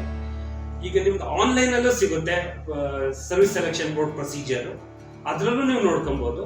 ಅಥವಾ ನೀವು ಕೆಲವು ಕೋಚಿಂಗ್ ಸೆಂಟರ್ಗಳು ಹೋಗಿ ನೀವು ಕೋಚಿಂಗ್ ಅಟೆಂಡ್ ಮಾಡಿ ನಿಮ್ಗೆ ಅದು ಪ್ರೊಸೀಜರ್, ಕಂಪ್ಲೀಟ್ ಪ್ರೊಸೀಜರ್ ಪ್ರಕಾರ ನೀವು ಪ್ರಿಪೇರ್ ಆಗಿ ನೀವು ಎಕ್ಸಾಮ್ನು ಕ್ಲಿಯರ್ ಮಾಡ್ಬೋದು. ಜೊತೆನಲ್ಲಿ ಇಂಟರ್ವ್ಯೂ ಕೂಡ ಕ್ಲಿಯರ್ ಮಾಡ್ಬೋದು. ಇದು ನಿಮ್ಗೆ ಪ್ರೊಸೀಜರ್ ಪ್ರಕಾರ ಸರ್ವಿಸ್ ಸೆಲೆಕ್ಷನ್ ಬೋರ್ಡ್ ಪ್ರೊಸೀಜರ್. ಇದೆಲ್ಲ ಆದ್ಮೇಲೆ ನೀವು ಯಾವ್ಯಾವ ಎಂಟ್ರಿ ಆಪ್ಟ್ ಮಾಡಿರ್ತೀರಾ, ನೀವು ನ್ಯಾಷನಲ್ ಡಿಫೆನ್ಸ್ ಅಕಾಡೆಮಿನೋ ಅಥವಾ ಶಾರ್ಟ್ ಸರ್ವಿಸ್ ಕಮಿಷನ್ ಅಥವಾ ಟೆಕ್ನಿಕಲ್ ಎಂಟ್ರಿನೋ ಅಥವಾ ಮೆಡಿಕಲ್ ಅಥವಾ ಲಾಯರೋ ಯಾವ್ದನ್ನ ನೀವು ಆಪ್ಟ್ ಮಾಡಿರ್ತೀರ, ನೀವು ಯಾವ ಸೆಲೆಕ್ಷನ್ ಮಾಡಿರ್ತೀರಾ ಅಲ್ಲಿಗೆ ನೀವು ಆಟೋಮೆಟಿಕಲಿ ಟ್ರೈನಿಂಗ್ ಹೋಗ್ಬಿಟ್ಟು ನಿಮ್ಮ ಟ್ರೈನಿಂಗ್ ನ್ಯಾಷನಲ್ ND ಆದ್ರೆ 3 ವರ್ಷ, ಪೂನಾದಲ್ಲಿ 1 ವರ್ಷ ಡೆಹ್ರಾಡೂನ್. ಅದೇ ರೀತಿ ಬೇರೆ ಶಾರ್ಟ್ ಸರ್ವಿಸ್ ಆದ್ರೆ 9 ತಿಂಗಳು ಆಫೀಸರ್ ಟ್ರೈನಿಂಗ್ ಅಕಾಡೆಮಿ ಚೆನ್ನೈನಲ್ಲಿ ಏನಿದೆ ಅದು 9 ತಿಂಗಳು ಶಾರ್ಟ್ ಸರ್ವಿಸ್ ಕಮಿಷನ್ ಇರುತ್ತೆ. ಆಮೇಲೆ ನೀವು ಡೈರೆಕ್ಟ್ ಡಿಗ್ರಿ ಆಗಿ ಮಾಡಿ ಹೋದವ್ರಿಗೆ ಅವರಿಗೆ 1.5 ವರ್ಷ Dehradun Indian military academy Dehradun ಅಲ್ಲಿ ಟ್ರೈನಿಂಗ್ ಇರುತ್ತೆ. ಅದೇ ನೀವು PUC ಮಾಡಿಬಿಟ್ಟು ಟೆಕ್ನಿಕಲ್ ಎಂಟ್ರಿ ಸ್ಕೀಮ್ ಅಂತ ಹೇಳಿ ಹೋದ್ರೆ ಇಂಜಿನಿಯರಿಂಗು ಅಲ್ಲೇ ಮಾಡ್ತೀವಿ ಅಂತ ಹೇಳಿದ್ರೆ ಅಲ್ಲಿ 4 ವರ್ಷ ಟ್ರೈನಿಂಗ್ ಜೊತೆನಲ್ಲಿ ನಿಮ್ಗೆ ಇಂಜಿನಿಯರಿಂಗ್ ಕೂಡ ಆಗುತ್ತೆ. ಅದೇ ರೀತಿ ಇಂಜಿನಿಯರಿಂಗ್ ಮಾಡಿ ಹೋಗಿ ಸೆಲೆಕ್ಟ್ ಹೋದ್ರೆ ನಿಮ್ಗೆ ಅಲ್ಲಿ ಆಟೋಮೆಟಿಕಲಿ 1.5 ವರ್ಷ ಟ್ರೈನಿಂಗ್ ಇರುತ್ತೆ. ಆಮೇಲೆ ನಿಮ್ಗೆ ಟ್ರೈನಿಂಗ್ ಮುಗಿದ್ಮೇಲೆ ಟ್ರಾನ್ಸ್ಫರ್ ಆಗುತ್ತೆ. ನಿಮ್ಗೆ ಏನೇನು ಆಪ್ಟ್ ಮಾಡಿರ್ತಾರೆ, ಏನೇನು ಚಾರ್ಜ್ ತಗೊಂಡಿರ್ತಾರೋ ಅದ್ರ ಪ್ರಕಾರ ನಿಮ್ಗೆ ಟ್ರಾನ್ಸ್ಫರ್ ಆಗುತ್ತೆ. ಇದು ಪ್ರೊಸೀಜರ್, ಸೆಲೆಕ್ಷನ್ ಪ್ರೊಸೀಜರ್. ಈಗ ನೀವು ಪ್ರೊಸೀಜರ್ ಹೇಳಿದ್ದು ಇದು ಪುರುಷರಿಗೆ ಮಾತ್ರ ಆಫೀಸರ್ದು, ಮಹಿಳೆಯರಿಗೂ ಅನ್ವಯಿಸ್ತದೆ. ಇವಾಗ ನಿಮ್ಗೆಲ್ಲ ಗೊತ್ತಿರೋ ಪ್ರಕಾರ ಆರ್ಮಿ ನೇವಿ ಮತ್ತೆ ಏರ್ಫೋರ್ಸ್ ಅಲ್ಲಿ ಆಲ್ರೆಡಿ ಮೊದಲಿಂದನೂ ಲೇಡೀಸ್ ಬರ್ತಾ ಇದ್ರು, lady officers as N officer ಆಗಿ ಬರ್ತಾ ಇದ್ರು. ಆರ್ಮಿನಲ್ಲಿ ಕೆಲವು ಬ್ರಾಂಚ್ ಅಲ್ಲಿ ಮಾತ್ರ ಲೇಡಿ ಆಫೀಸರ್ಸ್ ಆಗಿ ಜಾಯ್ನ್ ಆಗ್ತಾ ಇದ್ರು. ಮೆಡಿಕಲ್ ಅಲ್ಲಿ as A doctor, as A lawyer, as A engineer, ಅಧಿಕಾರಿಯಾಗಿ ಜಾಯ್ನ್ ಆಗ್ತಾ ಇದ್ರು.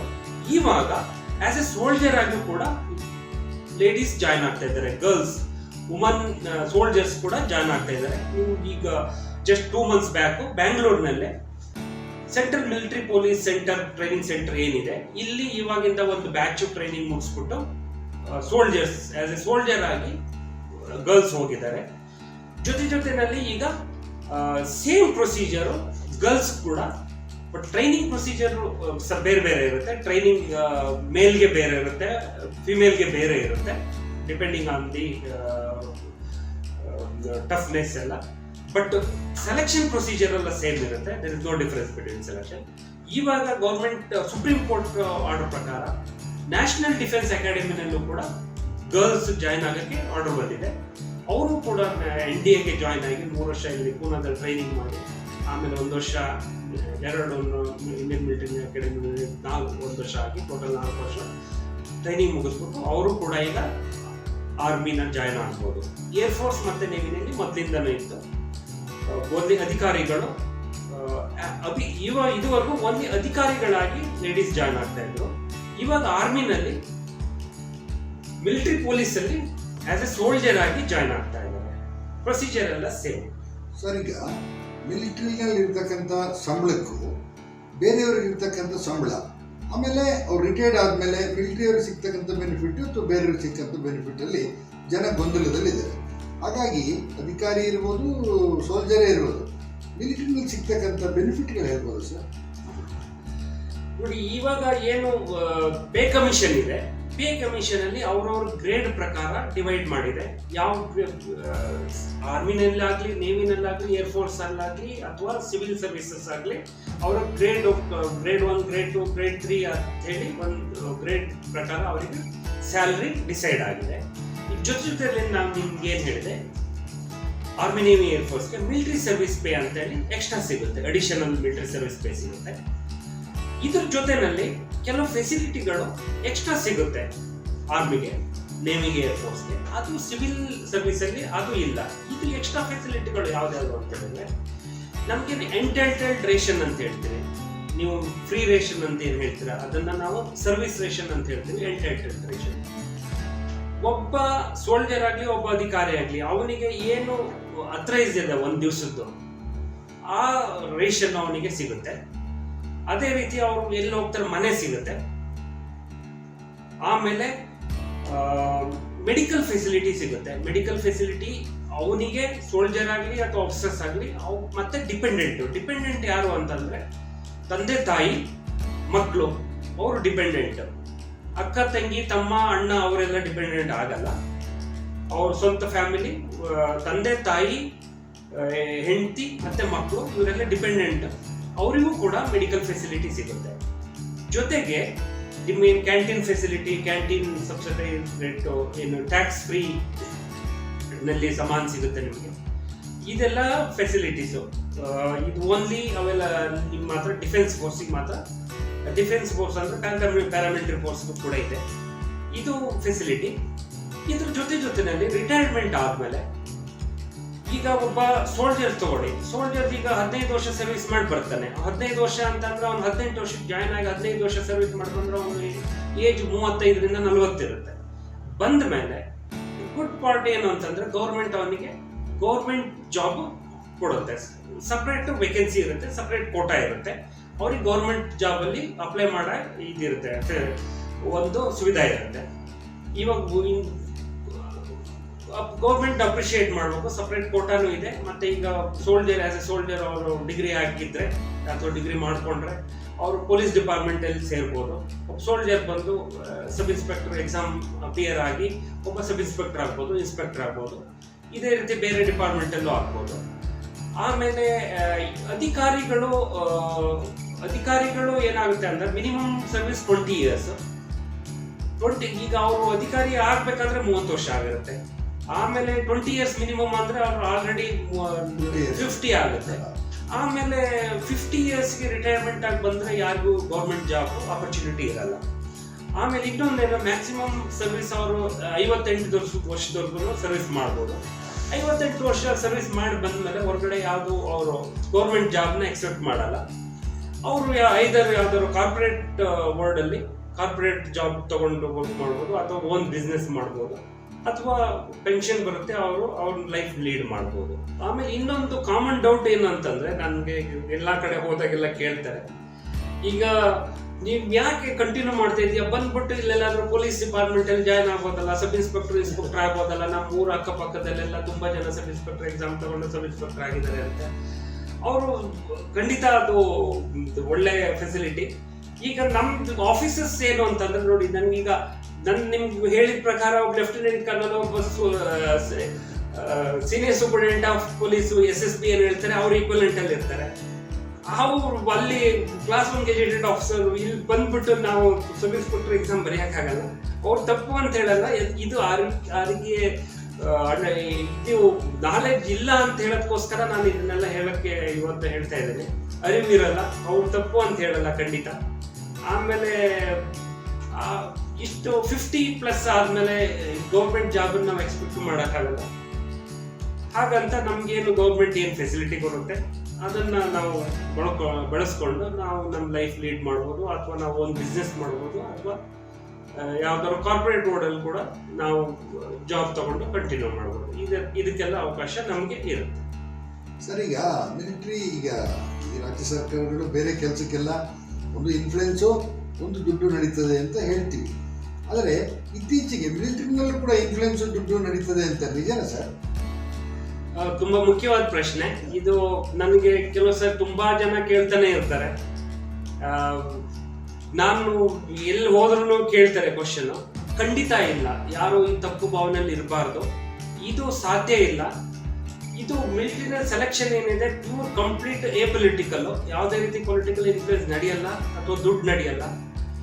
ಇದನ್ನು ಯೂಸ್ ಮಾಡಿಕೊಂಡು ಕೆಲವು ಮೀಡಿಯೇಟರ್ಗಳು, ಕೆಲವು ಏಜೆಂಟ್ಗಳು ಇದನ್ನ ಯೂಸ್ ಮಾಡ್ತಾ ಇದ್ದಾರೆ. ನಿಮ್ಗೆ ತಿಳಿದ ಪ್ರಕಾರ ಎಷ್ಟೋ ಜಾಗದಲ್ಲೆಲ್ಲ ಇವಾಗ ಕೆಲವು CBI ಎನ್ಕ್ವೈರಿ ಕೂಡ ನಡೀತಾ ಇದೆ. ಆಮೇಲೆ ಪೇಪರ್ ಲೀಕ್ ಆಗುತ್ತೆ, ಅಥವಾ ಸೆಲೆಕ್ಷನ್ ಅಲ್ಲಿ ಮೀಡಿಯೇಟರ್ಗಳು ಇನ್ವಾಲ್ವ್ ಆಗ್ಬಿಟ್ಟು ದುಡ್ಡು ತಗೊಂಡು ಎಲ್ಲ ಇದು ಮಾಡ್ತಾ ಇದ್ದಾರೆ, ನಾನು ಮಾಡಿಸ್ಕೊಡ್ತೀನಿ, ಇದು ಮಾಡ್ತೀನಿ ಅಂತೇಳಿ. ಅದಕ್ಕೆಲ್ಲ ನೀವು ಸಿಕ್ಕಾಕೊಂಬಾರ್ದು. ಇದರಲ್ಲಿ ನನಗೆ ಒಂದು ದುಃಖದ ವಿಷಯ ಅಂತಂದ್ರೆ ಕೆಲವು ಮಾಜಿ ಸೈನಿಕರು ಕೂಡ ಇನ್ವಾಲ್ವ್ ಆಗಿರೋದು ಕಂಡು ಬಂದಿದೆ. ಅದು ಅವ್ರ ಅಗೇನ್ಸ್ಟ್ ಅಲ್ಲಿ ನಡೀತಾ ಇದೆ, ಎನ್ಕ್ವೈರೀಸ್ ಎಲ್ಲ ನಡೆಯುತ್ತೆ. ಅದ್ರ ಜೊತೆನಲ್ಲಿ ಕೆಲವರು ಮೀಡಿಯೇಟರ್ಗಳು ಏನ್ ಮಾಡ್ಬಿಟ್ಟಿದ್ದಾರೆ ಅಂತಂದ್ರೆ ಇದೊಂದು ದಂಧೆನೆ ಮಾಡ್ಕೊಂಡ್ಬಿಟ್ಟಿದ್ದಾರೆ, ಬಿಸ್ನೆಸ್ ಮಾಡ್ಕೊಂಡಿದ್ದಾರೆ. ಕೆಲವರು ಯುವಕರಿಗೆ ಮಿಸ್ಗೈಡ್ ಮಾಡ್ಬಿಟ್ಟು ನೀನ್ ಸೆಲೆಕ್ಟ್ ಮಾಡಿಸ್ತೀನಿ, ನಿನ್ಗೆ ಇಷ್ಟು ದುಡ್ಡು ಕೊಡು ಅಂತೆಲ್ಲ ಹೇಳಿ. ಖಂಡಿತ ಆ ರೀತಿ ಆಗಲ್ಲ. ಯಾವುದೇ ಕಾರಣಕ್ಕೂ ದುಡ್ಡಾಗ್ಲಿ ಇನ್ಫ್ಲೂಯೆನ್ಸ್ ಆಗ್ಲಿ ನಡೆಯಲ್ಲ. ಈಗ ಇನ್ಫ್ಲೂಯೆನ್ಸ್ ಅಂತ ಏನ್ ಹೇಳಿದ್ರೆ ಅಂದ್ರೆ, ನೀವು ಒಂದು ಹಳ್ಳಿಯವರಾಗ್ಲಿ ಯಾರೇ ಆಗ್ಲಿ ನಿಮ್ದು ಲೋಕಲ್ ಪೊಲಿಟಿಷಿಯನ್ ಹತ್ರ ಹೋದಾಗ, ಸರ್ ನನಗೆ ಅವರು ಪೊಲಿಟಿಷಿಯನ್ಸ್ ಯಾವತ್ತೂ ಆಗಲ್ಲ ಅಂತ ಯಾವ ಕೆಲಸಕ್ಕೂ ಹೇಳಲ್ಲ. ನೀವು ಹೋದ್ರೆ ನನ್ಗೆ ಆರ್ಮಿ ಸೆಲೆಕ್ಷನ್ಗೆ ಹೋಗ್ತಿದ್ದೀನಿ, ನನ್ಗೆ ಹೆಲ್ಪ್ ಮಾಡಿ ಅಂತಂದ್ರೆ ಅವ್ರಿಗೆ ಏನು ಗೊತ್ತಿಲ್ಲ ಅಂದ್ರೂ ಆಯ್ತು ನಾನು ಮಾಡ್ತೀನಿ ಅಂತಾರೆ. ಪೊಲಿಟಿಷಿಯನ್ ಏನು ಒಂದು ಅಂತಂದ್ರೆ ಯಾವತ್ತೂ ನನ್ನ ಕೈಲಿ ಆಗಲ್ಲ ಅಂತ ಹೇಳಲ್ಲ, ಅವರು ಖಂಡಿತ ಮಾಡ್ತೀನಿ ಅಂತ ಹೇಳ್ತಾರೆ. ಯಾಕೆ ಅಂದ್ರೆ ಅವರಿಗೆ ಹೆಲ್ಪ್ ಬೇಕಾಗುತ್ತೆ. ಆಮೇಲೆ ಅದೇ ಅವ್ರು ಹೇಳಿದ ತಕ್ಷಣ ಯಾರಿಗೂ ಹೇಳಕ್ ಹೋಗಲ್ಲ. ಬೈ ಚಾನ್ಸ್ ಅವ್ರ ನನ್ಗೆ ಯಾರು ಸಪೋಸ್ ಅನ್ಕೊಳ್ಳಿ, ನನ್ಗೆ ಪೊಲಿಟಿಷಿಯನ್ ಗೊತ್ತಿದ್ದಾರೆ. ಈಗ ಅವ್ರ ಹತ್ರ ಹೋಗಿ ಕೇಳ್ತಾರೆ, ಒಬ್ಬ ಯುವಕ ನನ್ಗೆ ಹೆಲ್ಪ್ ಮಾಡಿ ಅಂತೇಳಿ. ಆಯ್ತು, ನನಗೊಬ್ರು ಗೊತ್ತಿದ್ದಾರೆ, ಆಫೀಸರ್ ಗೊತ್ತಿದ್ದಾರೆ, ಹೇಳ್ತೀನಿ. ಆ ಪೊಲಿಟಿಷಿಯನ್ ನನಗೆ ಗೊತ್ತಿದ್ದಾರೆ, ಹಾಗಾಗಿ ನಾನು ಹೇಳಬಹುದು ಹೀಗೆ ಸ್ವಲ್ಪ ಹೆಲ್ಪ್ ಮಾಡಿ ಅಂತ ಹೇಳಿ. ಒಂದೇನು ಅಂತಂದ್ರೆ, ನಾನು ಅವರಿಗೆ ಡೈರೆಕ್ಟ್ ಹೇಳ್ಬೋದು ಸಾಧ್ಯ ಇಲ್ಲ ಅಂತ. ಖಂಡಿತ ಹೇಳ್ತೀನಿ ಎಂದು ಸಾಧ್ಯ ಇಲ್ಲ ಅಂತ ಹೇಳಿ. ಸಾಧ್ಯ ಇಲ್ಲ ಅಂತ ಹೇಳಿದ್ರು ನಾನು ಮಾಡಕ್ಕಾಗಲ್ಲ. ಯಾಕೆ ಮಾಡಕ್ಕಾಗಲ್ಲ ಅಂದ್ರೆ, ಫಸ್ಟ್ ಆಫ್ ಆಲ್ ನಾನು ಮಾಡಕ್ ಹೋಗಲ್ಲ. ನಿಮ್ಗೆ ಹೇಳಿದ ಪ್ರಕಾರ ಇದು ಆರ್ಮಿ ಏನಿದೆ ಇದು ಲೈಫ್ ಡೆತ್. ಇವಾಗ ಒಬ್ಬ ಎಲಿಜಿಬಿಲಿಟಿ ಇಲ್ದೇ ಇರೋನು, ಕ್ವಾಲಿಟಿ ಇಲ್ದೇ ನಾನು ಸೆಲೆಕ್ಷನ್ ಆಗಿ ಆರ್ಮಿನಲ್ಲಿ ಹೋದೆ, ಉನ್ನತ ಹುದ್ದೆಗೆ ಹೋದ್ರೆ ಅವನು ಕೆಳಗಡೆ 100 ಜನ ಸೈನಿಕರು ಇರ್ತಾರೆ. ಅವನು ಒಂದು ಆರ್ಡರ್ ಇಂದ ಅವ್ರು 100 ಜನ ಅವ್ರಿಗೆಲ್ಲ ಲೈಫ್ ಥ್ರೆಟ್ಟು ಇರುತ್ತೆ. 100 ಜನ ಅವನ ಲೈಫ್ ನ ಸೇವ್ ಮಾಡೋ ಜವಾಬ್ದಾರಿ ಅವನ ಹತ್ರ ಇರುತ್ತೆ. ಅವನೊಬ್ಬ ಕ್ವಾಲಿಫೈ ಇಲ್ಲ ಅಂತ ಹೇಳಿದ್ರೆ, ಎಲಿಜಿಬಿಲಿಟಿ ಇಲ್ಲ ಅಂತಂದ್ರೆ, ಅವನ ಕ್ವಾಲಿಟಿ ಇಲ್ದಲ್ಲೇ ಹೇಗೋ ಇನ್ಫ್ಲೂಯೆನ್ಸ್ ಮಾಡಿ ಸೇರ್ಕೊಂಡ ಅಂತ ಹೇಳಿದ್ರೆ, ಅವ್ರು ಎಷ್ಟೋ ಜನ ಜೀವ ಅವನ ಕೈಯಲ್ಲಿರುತ್ತೆ. ಅದಕ್ಕೋಸ್ಕರ ಮುಂದೆ ಯೋಚನೆ ಮಾಡಿ ಯಾವುದೇ ರೀತಿ ಇನ್ಫ್ಲೂಯೆನ್ಸ್ ಮಾಡಕ್ ಹೋಗಲ್ಲ. ನನ್ಗೂ ತುಂಬಾ ಜನ ಕೇಳ್ತಾನೆ ಇರ್ತಾರೆ, ಬಟ್ ನಾನು ಯಾವತ್ತೂ ಇದು ಮಾಡಕ್ ಹೋಗಲ್ಲ. ಅವ್ರಿಗೆ ಇದೇ ಹೇಳೋದು, ಪ್ರಿಪೇರ್ ಆಗಿ ಟ್ರೈ ಮಾಡಿ, ಸೆಲೆಕ್ಷನ್ಗೆ ಹೋಗಿ 10 ಸರಿ ಟ್ರೈ ಮಾಡಿ, 10 ಸರಿ ಹೋಗಿ ಅಂತೇಳಿ. ಅದೇ ರೀತಿ ಯುವಕರಿಗೆ ನಾನು ಹೇಳಕ್ ಇಷ್ಟಪಡ್ತೀನಿ, ಯಾವುದೇ ರೀತಿ ಈ ರೀತಿ ಹೋಗಕ್ ಹೋಗ್ಬೇಡಿ, ಇನ್ಫ್ಲೂಯೆನ್ಸ್ ಕೇಳಕ್ ಹೋಗ್ಬೇಡಿ. ಅಥವಾ ಈ ಮೀಡಿಯೇಟರ್ ಏನಿದೆ, ಏಜೆಂಟ್ಗಳು ಏನಿದೆ, ಹೆಲ್ಪ್ ಮಾಡ್ತೀನಿ ದುಡ್ಡು ಕೀಳಕ್ಕೆ ಯೋಚನೆ ಮಾಡ್ತಾ ಇರ್ತಾರೆ, ಅವ್ರ ಹತ್ರ ಹೋಗ್ಬೇಡಿ. ಸಾಧ್ಯನೇ ಇಲ್ಲ ಇದು. ನೀವು ಏನು ಪ್ರೊಸೀಜರ್ ಇದೆ, ಕರೆಕ್ಟ್ ಪ್ರೊಸೀಜರ್ ಏನಿದೆ ಫಾಲೋ ಮಾಡಿ, ಖಂಡಿತ ನೀವು ನಿಮ್ಗೆ ಸಕ್ಸಸ್ ಸಿಗುತ್ತೆ ಅಂತ ಹೇಳ್ತೀನಿ. ನೋಡಿ, ಯಾವುದೇ ವಿಚಾರಕ್ಕೂ ಹೇಳ್ತಿದ್ರು, ಒಂದು ಇನ್ ಟೈಮಿಗೆ ಬಂದರೆ ನೋಡಿ, ಅವನು ಮಿಲಿಟರಿ ಸಿಸ್ಟಮ್ ಬಟ್ಟೆ ಇಸ್ತ್ರಿ ಮಾಡಿ ನೀಟಾಗಿ ಶೂ ಎಲ್ಲ ಹಾಕಿ ಹೋದರೆ ನೋಡಿ ಮಿಲಿಟ್ರಿ ಬಂದಾನೆ ಅಂತ ಹೇಳ್ತಾರೆ. ಅದು ಇತ್ತೀಚಿನ ದಿನಗಳಲ್ಲಿ ಈ ರಾಜ್ಯ ಸರ್ಕಾರದಲ್ಲಿ ನಾವು ನೋಡ್ತೀವಿ, ಎಲ್ಲ ರಾಜ್ಯ ಸರ್ಕಾರಗಳಲ್ಲೂ ಏನೇ ಅವನು ಭ್ರಷ್ಟಾಚಾರ ಮಾಡಲಿ, ಅವನು ಏನೆಲ್ಲ ಅನೈತಿಕವಾಗಿ ಕೆಲಸ ಮಾಡ್ತಾನೆ ರಾಜ್ಯ ಸರ್ಕಾರದ ಒಳಗಿದ್ದು, ಅದರಲ್ಲಿ ಆಫೀಸರ್ಸ್ ಯಾರು ಇದುವರೆಗೂ ಸಸ್ಪೆಂಡು ಡಿಸ್ಮಿಸ್ ಆಗಿದ್ದು ಕತೆ ಇಲ್ಲ. ಎಲ್ಲೋ ಕಡಿಮೆ ಡಿ ದರ್ಜೆ ನೌಕರ ಈ ಥರ ಮಾಡ್ತಾರೆ. ನೀವೀಗ ಹೇಳಿದ್ರಿ ಮಿಲಿಟರಿ ಸಿಸ್ಟಮಲ್ಲಿ ಇದೇ ರೀತಿ ಆಗುತ್ತಾ? ಬೇಗ ಏನಾರಲ್ಲ ಡಿಸಿಷನ್ ಸಿಗುತ್ತಾ ಮಿಲಿಟರಿನಲ್ಲಿ?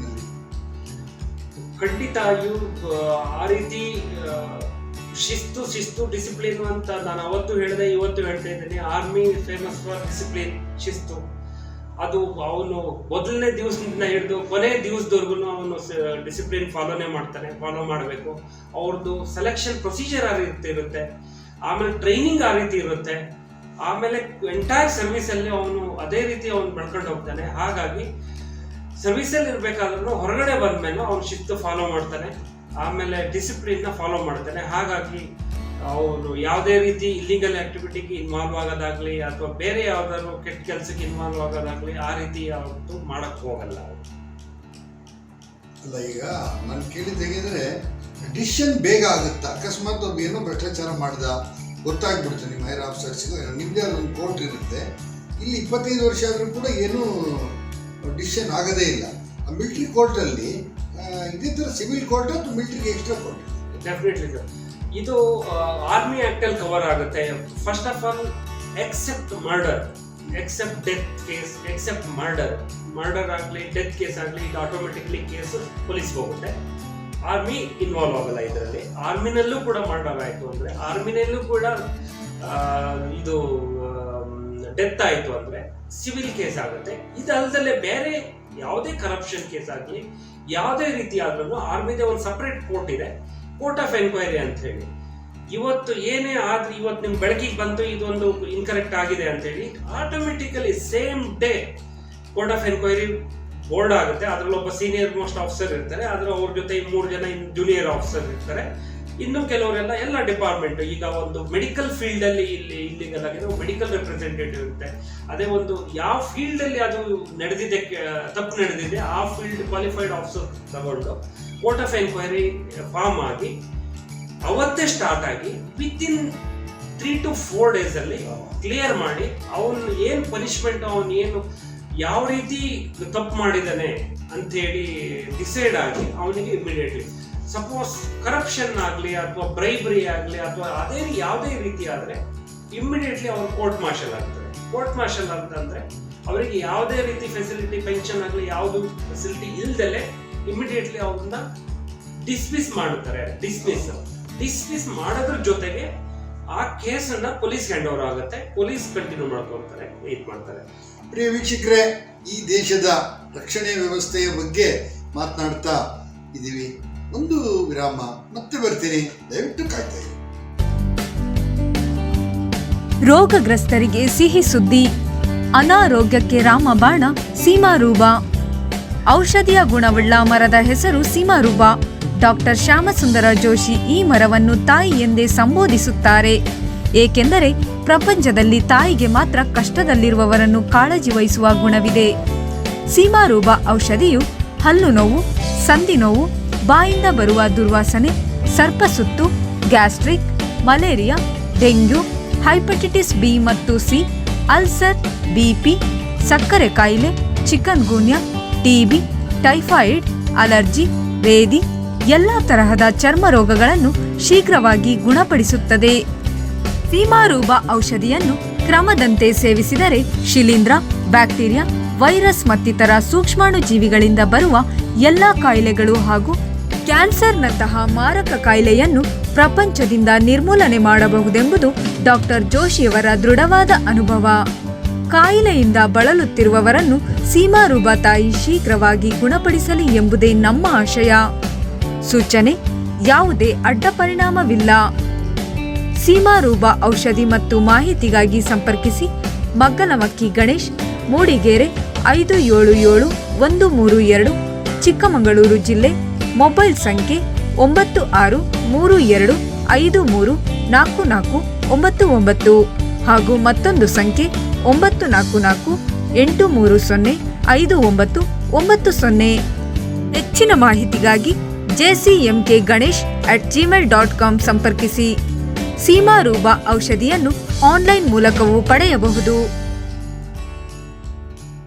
ಸರ್, ಈಗ ನಿಮ್ಮ ಮಿಲಿಟರಿ ಲೆವೆಲ್ನಲ್ಲಿ ಇಲ್ಲಿ ಈಗ ರಾಜ್ಯದ ರಾಜಕಾರಣ ತಗೊಂಡ್ರೆ ನನ್ನ ಜಾತಿ ಅಥವಾ ನನ್ನ ಜಿಲ್ಲೆಯವನು, ನನ್ನ ತಾಲೂಕಿನಲ್ಲಿವನು, ಈ ಥರದ ಒಂದು ಇನ್ಫ್ಲೂಯೆನ್ಸು ಇನ್ನೊಂದು ನಡೀತದೆ. ಈ ದೇಶಕ್ಕೆ ತಗೊಂಡಾಗ ಈಗ ಉತ್ತರ ಭಾರತ, ಅಲ್ಲಿ ಹಿಂದಿ ಮಾತನಾಡೋವಂಥವ್ರು, ಆ ಥರ ಏನಾದ್ರು ಜಾತಿ ಅಲ್ಲ ರಾಜ್ಯಕ್ಕಾಗಿ ಈಗ ನೀವು ಕನ್ನಡಿಗರು, ನೀವು ಒಂದು ಆಫೀಸರು, ನಿಮ್ಗೇನಾದ್ರು ನಾನು ಚಿಕ್ಕಮಗಳೂರು ಅಥವಾ ಕರ್ನಾಟಕದವರು ಕನ್ನಡಿಗರಿಗೆ ಏನಾದ್ರು ಹೆಲ್ಪ್ ಮಾಡ್ಬೇಕಂತ ನೀವು, ಅಥವಾ ಹಿಂದಿಯರಿಗೆ ಮಾತ್ರ ಹೆಲ್ಪ್ ಮಾಡ್ಬೇಕಂತ ಅವರು, ಅಥವಾ ಮರಾಠಿಗಳಿಗೆ ಅಂದರೆ ಮಹಾರಾಷ್ಟ್ರದವರು, ತಮಿಳರಿಗೆ ಮಾತ್ರ ಸಹಾಯ ಮಾಡಬೇಕಂತ ತಮಿಳುನಾಡಿನವರು, ಈ ಥರ ಯಾರು ನಡೀತದೆ ಸರ್ ಅಲ್ಲಿ? ಖಂಡಿತ ನಡೆಯಲ್ಲ.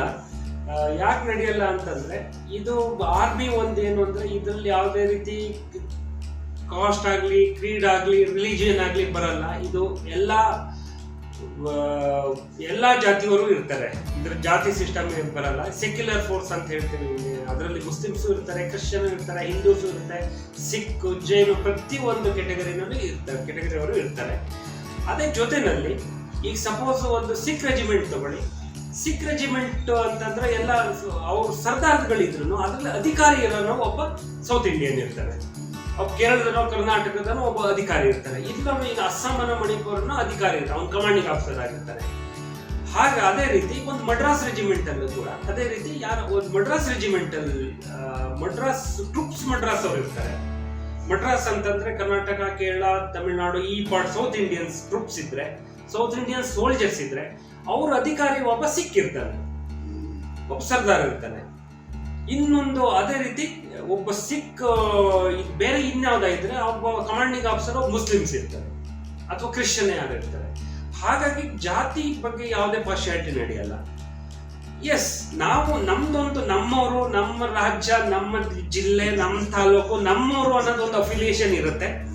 ನಾವು ಎಲ್ಲೋ ಭಾರತದಲ್ಲಿ ಯಾವುದೇ ಜಾಗದಲ್ಲಿದ್ರೆ ನಮ್ಮ ಕರ್ನಾಟಕದಲ್ಲೂ ಅಂತ ನಮ್ಮ ಎದುರುಗಡೆ ಬಂದು ಕನ್ನಡದಲ್ಲಿ ಮಾತಾಡಿದ್ರೆ ನಮ್ದು ಅಫಿಲಿಯೇಷನ್ ಇರುತ್ತೆ, ಪ್ರೀತಿ ವಿಶ್ವಾಸ. ಅವ್ರ ಹತ್ರ ಮಾತಾಡೋದು ಕನ್ನಡದಲ್ಲಿ ಮಾತಾಡಿ ಅದನ್ನ ಕೇಳಿ ಅವ್ರ ಹತ್ರ ಒಬ್ಬ ಅಲ್ಲಿ ಸಿಕ್ತಾಗ ಕನ್ನಡದಲ್ಲಿ ಮಾತಾಡಿದ್ರೆ ಅವ್ರಿಗೆ ತುಂಬಾ ಸಂತೋಷ ಆಗುತ್ತೆ, ಅದು ಅಫಿಲಿಯೇಷನ್ ಇರುತ್ತೆ. ಅದೇ ರೀತಿ ಚಿಕ್ಕಮಂಗ್ಳೂರಲ್ಲಿ ಸಿಗ್ತಾ ಅಥವಾ ಮೂಡಿಗೆರೆನೇ ಸಿಗ್ತಾ ಅಂತ ಹೇಳಿದ್ರೆ ಆ ಅಫಿಲಿಯೇಷನ್ ಬೇರೆ ಇರುತ್ತೆ.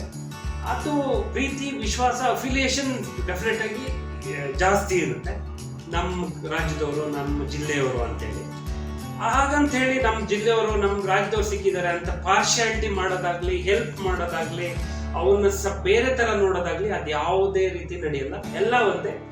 ನಮ್ಮ ಭಾರತ ಒಂದು ರಾಷ್ಟ್ರ, ಆಲ್ ಆರ್ ಈಕ್ವಲ್, ಇದು ಸೆಕ್ಯುಲರ್ ಫೋರ್ಸ್. ಹಾಗಾಗಿ ಯಾವುದೇ ರೀತಿ ನಮ್ಮ ಒಂದು ಟ್ರೂಪ್ಸ್ ಅಲ್ಲಿ, ಒಂದು ಯೂನಿಟ್ ಅಲ್ಲಿ, ಒಂದೇ ಜಾಗದಲ್ಲಿ, ಒಂದೇ ರೂಮ್ ನಲ್ಲಿ ಶ್ರೀಕೃಷ್ಣನ ಮೂರ್ತಿ ಇರುತ್ತೆ, ಮುಸ್ಲಿಮ್ಸ್ ಅಲ್ಲಾನು ಇರ್ತಾರೆ, ಕ್ರಿಶ್ಚಿಯನ್ ಯೇಸು ಕ್ರಿಸ್ತನೂ ಇರ್ತಾರೆ. ನಿಮ್ಗೆ ಹೇಳ್ಬೇಕು ಅಂದ್ರೆ ಒಂದೇ ರೂಮ್ ನಲ್ಲಿ 3 ಮೂರ್ತಿಗಳು ಇರುತ್ತೆ. ಒಬ್ಬನೇ ಪೂಜೆ ಮಾಡ್ತಾನೆ ಮೂರನ್ನು. ಒಬ್ಬ ಮುಸ್ಲಿಮ್ಸನೇ ಆಗ್ಲಿ, ಒಬ್ಬ ಹಿಂದೂನೇ ಆಗ್ಲಿ, ಮೂರನ್ನು ಅವ್ನು ಪೂಜೆ ಮಾಡ್ತಾನೆ. ಅದೇ ರೀತಿ ಕೃಷ್ಣ ಜನ್ಮಾಷ್ಟಮಿ ಆದ್ರೆ ಕ್ರಿಶ್ಚಿಯನ್ ಪಾರ್ಟ್ ತಗೊಂತಾರೆ, ಮುಸ್ಲಿಮ್ಸ್ ಪಾರ್ಟ್ ತಗೊಂತಾರೆ, ಸಿಖ್ ಎಲ್ಲಾ ಪಾರ್ಟ್ ತಗೊಂತಾರೆ, ಅದರಲ್ಲಿ ಕೂತ್ಕೊಂಡು ಭಜನೆ ಮಾಡ್ತಾರೆ. ಅದೇ ರೀತಿ ಈದ್ ಮಿಲಾದ್ ಆದ್ರೂ ಕೂಡ ಪ್ರತಿಯೊಬ್ಬರು ಹಿಂದೂಗಳು ಅದನ್ನು ಪಾರ್ಟಿಸಿಪೇಟ್ ಮಾಡಿ, ಭಾಗವಹಿಸಿ, ಪೂಜೆ ಮಾಡಿ ಇದು ಮಾಡ್ತಾರೆ. ಕ್ರಿಸ್ಮಸ್ ಆದ್ರೂ ಕೂಡ ಅದೇ ರೀತಿ ದೇಶದ ಯಾವುದೇ ಭಾಗದ ಯಾವುದೇ ಜನ ಆದ್ರೂ ಎಲ್ಲ ಈಗ ಒಂದು ಜಾತಿಯ ವಿಚಾರ ಬಂದ್ರೆ, ಒಂದು ಧರ್ಮದ ವಿಚಾರ ಬಂದ್ರೆ, ಸಿಖ್, ಹಿಂದೂ, ಕ್ರಿಶ್ಚಿಯನ್, ಮುಸ್ಲಿಮ್ಸು ಇವರಿಗೆಲ್ಲ ಸಪರೇಟ್ ಆಗಿ ಏನಾದ್ರು ಅಲ್ಲಿ ಪ್ರಾರ್ಥನೆ ಮಾಡಕ್ಕೆ ಅವಕಾಶ ಮಾಡಿಕೊಡ್ತೀರಾ ಅಲ್ಲಿ? ಹೌದು, ಇದು ಅವಕಾಶ ಖಂಡಿತ ಇದೆ. ಅವ್ರವ್ರ ರಿಲಿಜಿಯನ್ ಅವ್ರವ್ರು ಖಂಡಿತ ಫಾಲೋ ಮಾಡ್ಬೋದು. ಈಗ ರಂಜಾನ್ ಆಗಲಿ, ರಂಜಾನ್ ಸೀಸನ್ ಅಲ್ಲಿ ಅವರಿಗೆ ಮುಸ್ಲಿಮ್ಸ್ ಏನು ಸೋಲ್ಜರ್ಸ್ ಇದ್ದಾರೆ ಅವರು ಫಾಲೋ ಮಾಡ್ಬೋದು, ಫಾಸ್ಟ್ ಇಡ್ಬೋದು, ನಮಾಜ್ ಮಾಡ್ಬೋದು, ಆಮೇಲೆ ಅವ್ರ ರಿಲಿಜಿಯನ್ನ ಫಾಲೋ ಮಾಡ್ಬೋದು.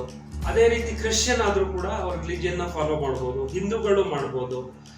ಎಷ್ಟೋ ಜನ ಈಗ ನಾವೇನು ಅಯ್ಯಪ್ಪ ಸ್ವಾಮಿ ಟೆಂಪಲ್ಗೆ ಹೋಗೋಕ್ಕೆ ಇದೆಲ್ಲ ಗಡ್ಡ ಮೀಸೆ ಎಲ್ಲ ಬಿಟ್ಟು ಇದು ಮಾಡ್ತಾರೆ, ಅದನ್ನು ಕೂಡ ಫಾಲೋ ಮಾಡ್ಬೋದು. ರಿಲಿಜಿಯನ್ ಫಾಲೋ ಮಾಡಲಿಕ್ಕೆ ಯಾವುದೇ ರೀತಿ ಅಭ್ಯಂತರ ಇಲ್ಲ. ಅದಕ್ಕೆ ತುಂಬಾ ಎಲ್ಲ ಅವಕಾಶಗಳಿದೆ. ಅವ್ರವ್ರ ರಿಲಿಜಿಯನ್ ಅವ್ರವ್ರು ಫಾಲೋ ಮಾಡ್ಬೋದು. ಸಿಖ್ರನ್ನ ಬಿಟ್ಟರೆ ಮಿಲಿಟರಿ ಬೇರೆ ಯಾವ ಧರ್ಮದವ್ರು ಗಡ್ಡ ಬಿಡಂಗಿಲ್ವಾ ಸರ್? ಇಲ್ಲ, ಖಂಡಿತ ಇಲ್ಲ. ಓನ್ಲಿ ಪ್ರಾವಿಷನ್ ಇರೋದೇನು ಅಂದ್ರೆ ಸಿಖ್ಗಳಿಗೆ ಮಾತ್ರ ಪ್ರಾವಿಷನ್ ಇದೆ.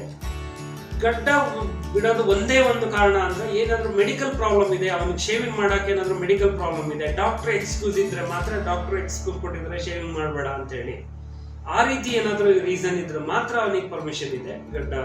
ಅದರ್ವೈಸ್ ಪ್ರತಿಯೊಬ್ರು ಪ್ರತಿ ದಿವಸ ಶೇವ್ ಮಾಡಲೇಬೇಕು. ಹೌದು, ಇದು ಪಾರ್ಟ್ ಆಫ್ ಡಿಸಿಪ್ಲಿನ್. ಬರೀ ಗಡ್ಡ ಅಂತಾನೆ ಅಲ್ಲ, ಬೇರೆ ಎಲ್ಲ ಡ್ರೆಸ್ ಆಗಲಿ, ಹೇರ್ ಕಟ್ ಆಗಲಿ, ನೇಲ್ ಕಟ್ ಆಗಲಿ, ಪ್ರತಿಯೊಂದು ನಿಮ್ದು ಮೇಲೆ ಹೇರ್ ಇಂದ ಹಿಡಿದು ಕೆಳಗಡೆ ಟೋ ಬೆರಳುವರೆಗೂ ಒಂದು ಇದೆಲ್ಲ ಪಾರ್ಟ್ ಆಫ್ ಡಿಸಿಪ್ಲಿನ್. ಇದನ್ನೆಲ್ಲ ಫಾಲೋ ಮಾಡಲೇಬೇಕು. ಈಗ ಜಯರಾಮ್ ಅವರೇ, ಮಿಲ್ಟ್ರಿಗೆ ಮೊನ್ನೆ ನಿಮ್ಮ ಲೈಫನ್ನ ಹೇಳಿದ್ರಿ. ಈಗ ಮಿಲ್ಟ್ರಿಯ ಲೈಫ್ಗಳನ್ನೆಲ್ಲ ಹೇಳ್ತಾ ಹೋದ್ರಿ. ಯಾವುದೇ ಎಜುಕೇಷನ್ ಇರಲಿ, SLC ಪಾಸ್ ಆದಮೇಲೆ ಅವನ ಪಾರ್ಟ್ ಏನು, ಅವನು ಹೆಂಗೆ ಸೇರ್ಕೊಬೇಕು ಅಂತೆಲ್ಲ ಹೇಳ್ತಾ ಹೋದ್ರಿ ಈಗ ಸರ್ವಿಸಲ್ಲಿ. ಈಗ ನೀವು ನೋಡಿ, ನೀವು ಇಡೀ ದೇಶಕ್ಕೆ ಕೆಲಸ ಮಾಡೋಂಥವ್ರು. ಹಾಗಾಗಿ ರಾಜ್ಯಕ್ಕೆ, ನಮ್ಮ ಜಿಲ್ಲೆಗೆ, ಒಂದು ಯಂಗ್ಸ್ಟರ್ಸಿಗೆ ಕೊನೆಯದಾಗಿ ಒಂದು ಸಣ್ಣ ಕಿವಿ ಮಾತನ್ನು ಹೇಳೋದಕ್ಕೆ ಏನು ಇಷ್ಟಪಡ್ತೀರಿ? ಖಂಡಿತ ನಾನು ಯಂಗ್ಸ್ಟರ್ಸ್ಗೆ ಏನು ಹೇಳಕ್ಕೆ ಇಷ್ಟಪಡ್ತೀನಿ ಅಂತಂದರೆ, ನೀವು ಪ್ರೊಸೀಜರ್ ಎಲ್ಲ ಹೇಳಿದ್ದೀನಿ ನಿಮಗೆ. ಆಮೇಲೆ ಇಂಟರ್ನೆಟ್ಟಲ್ಲಿ ಪ್ರತಿಯೊಂದು ಮೆಟೀರಿಯಲ್ ಕೂಡ ಅವೈಲಬಲ್ ಇದೆ. ಎಲ್ಲ ಸರ್ಚ್ ಮಾಡಿ, ನೀವು ಗೂಗಲ್ ಸರ್ಚ್ ಮಾಡಿದರೆ ಪ್ರತಿಯೊಂದು ಮೆಟೀರಿಯಲ್ ಸಿಗುತ್ತೆ. ಅದೇ ಜೊತೆಯಲ್ಲಿ ನೀವು ಆನ್ಲೈನ್ ರಿಜಿಸ್ಟರ್ ಮಾಡ್ಕೊಳ್ಳಿ. ಜಾಯಿನ್ ಇಂಡಿಯನ್ ಆರ್ಮಿ ಅಥವಾ join Indian air force, join navy ಅಂತೇಳಿ ರಿಜಿಸ್ಟರ್ ಮಾಡಿಕೊಂಡು ಆಮೇಲೆ ಅದರಲ್ಲೆಲ್ಲ ಡೀಟೇಲ್ಸ್ ಸಿಗುತ್ತೆ.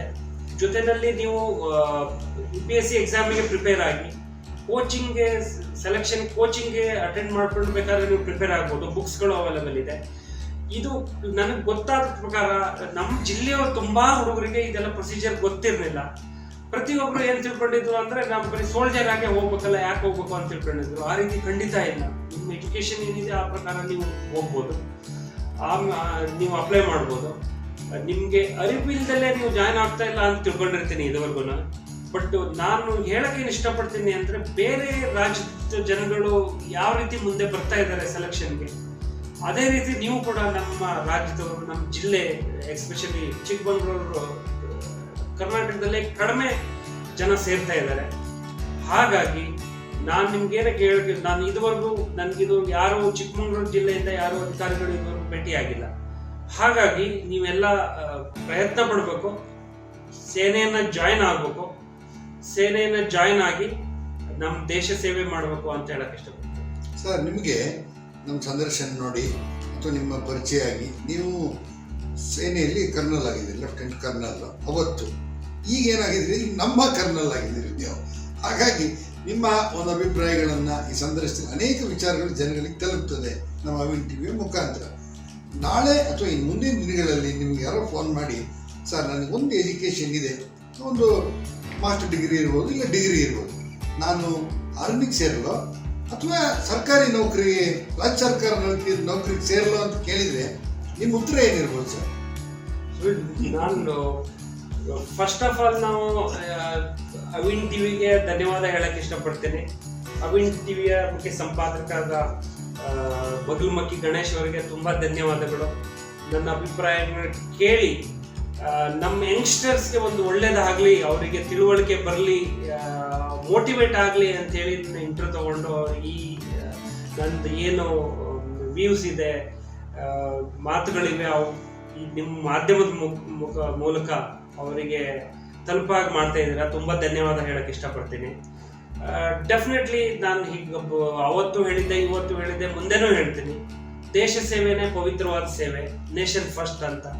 ಹಾಗಾಗಿ ನಿಮ್ಗೆಲ್ಲರಿಗೂ ಏನು ಮೋಟಿವೇಟ್ ಮಾಡ್ತೀನಿ ಅಂದರೆ, ಖಂಡಿತ ನೀವು ಆರ್ಮ್ಡ್ ಫೋರ್ಸಸ್ ಸೇರಿ, ಸುರಕ್ಷಾ ಬಲ್ ಆಗಲಿ, ಅಥವಾ ನಾನೇನು ಬರೀ ಆರ್ಮಿ ನೇವಿ ಏರ್ಫೋರ್ಸು ಅಂತ ಸೇರಿ ಅಂತಲೇ ಹೇಳೋಲ್ಲ. BSF ಆದರೂ ಆಗ್ಬೋದು, CRPF ಆದರೂ ಆಗ್ಬೋದು, ITBP ಆದರೂ ಕೂಡ ಆಗ್ಬೋದು, ಆರ್ಮಿನೂ ಆಗ್ಬೋದು, ಈ ನೇವಿನೂ ಆಗ್ಬೋದು. ನಿಮ್ಗೆ ಏನು ಇಷ್ಟ ಇದೆಯೋ ಅದನ್ನು ಜಾಯ್ನ್ ಆಗ್ಬಿಟ್ಟು ದೇಶ ಸೇವೆ ಮಾಡಿ ಅಂತ ಹೇಳಕ್ಕೆ ಇಷ್ಟಪಡ್ತೀನಿ. ಪ್ರಿಯ ವೀಕ್ಷಕರೇ, ಇದುವರೆಗೂ ಸಂದರ್ಶನದಲ್ಲಿ ಅನೇಕ ವಿಚಾರಗಳನ್ನು ಹಂಚಿಕೊಂಡಿದ್ದಾರೆ ಜಯರಾಮ್ ಅವರು.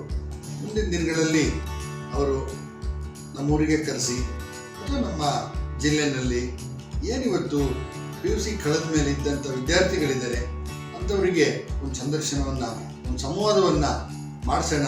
ಆ ಕೆಲಸವನ್ನು ನಾವು ಮಾಡ್ತೀವಿ ಅಂತ ಹೇಳ್ತಾ ಜಯರಾಮ್ ಅವರಿಗೆ ಇನ್ನೊಮ್ಮೆ ಹೇಳ್ತೀನಿ, ಈ ದೇಶದ ಅತ್ಯುನ್ನತ ಹುದ್ದೆ ನಮ್ಮ ಸೈನ್ಯದಲ್ಲಿ ನಿಮಗೆ ಸಿಗಲಿ. ಆ ಭಗವಂತ ನಿಮಗೆ ಆರೋಗ್ಯ, ಆಯಸ್ಸು, ಐಶ್ವರ್ಯ ಎಲ್ಲದನ್ನು ಕೊಡಲಿ. ಅದ್ರ ಜೊತೆಗೆ ನಮ್ಮ ಮಲೆನಾಡಿನ ಹುಡುಗರು ಆದಷ್ಟು ಜನ ದೇಶ ಸೇವೆಯಲ್ಲಿ ಬರ್ತಕ್ಕಂಥ ಅವಕಾಶ ನಿಮ್ಮಿಂದ ದೊರೆಯಲಿ. ಅದಕ್ಕೆ ನಾವು ಸದಾ ಸಿದ್ಧ ಅಂತ ಹೇಳ್ತಾ ಈ ಸಂದರ್ಶನವನ್ನು ಇಲ್ಲಿ ಮುಗಿಸ್ತಾ ಇದ್ದೀನಿ. ಹೋಗಿ ಬರ್ತೀನಿ. ನಮಸ್ಕಾರ. ನಮಸ್ಕಾರ ಸರ್. ಜೈ ಹಿಂದ್.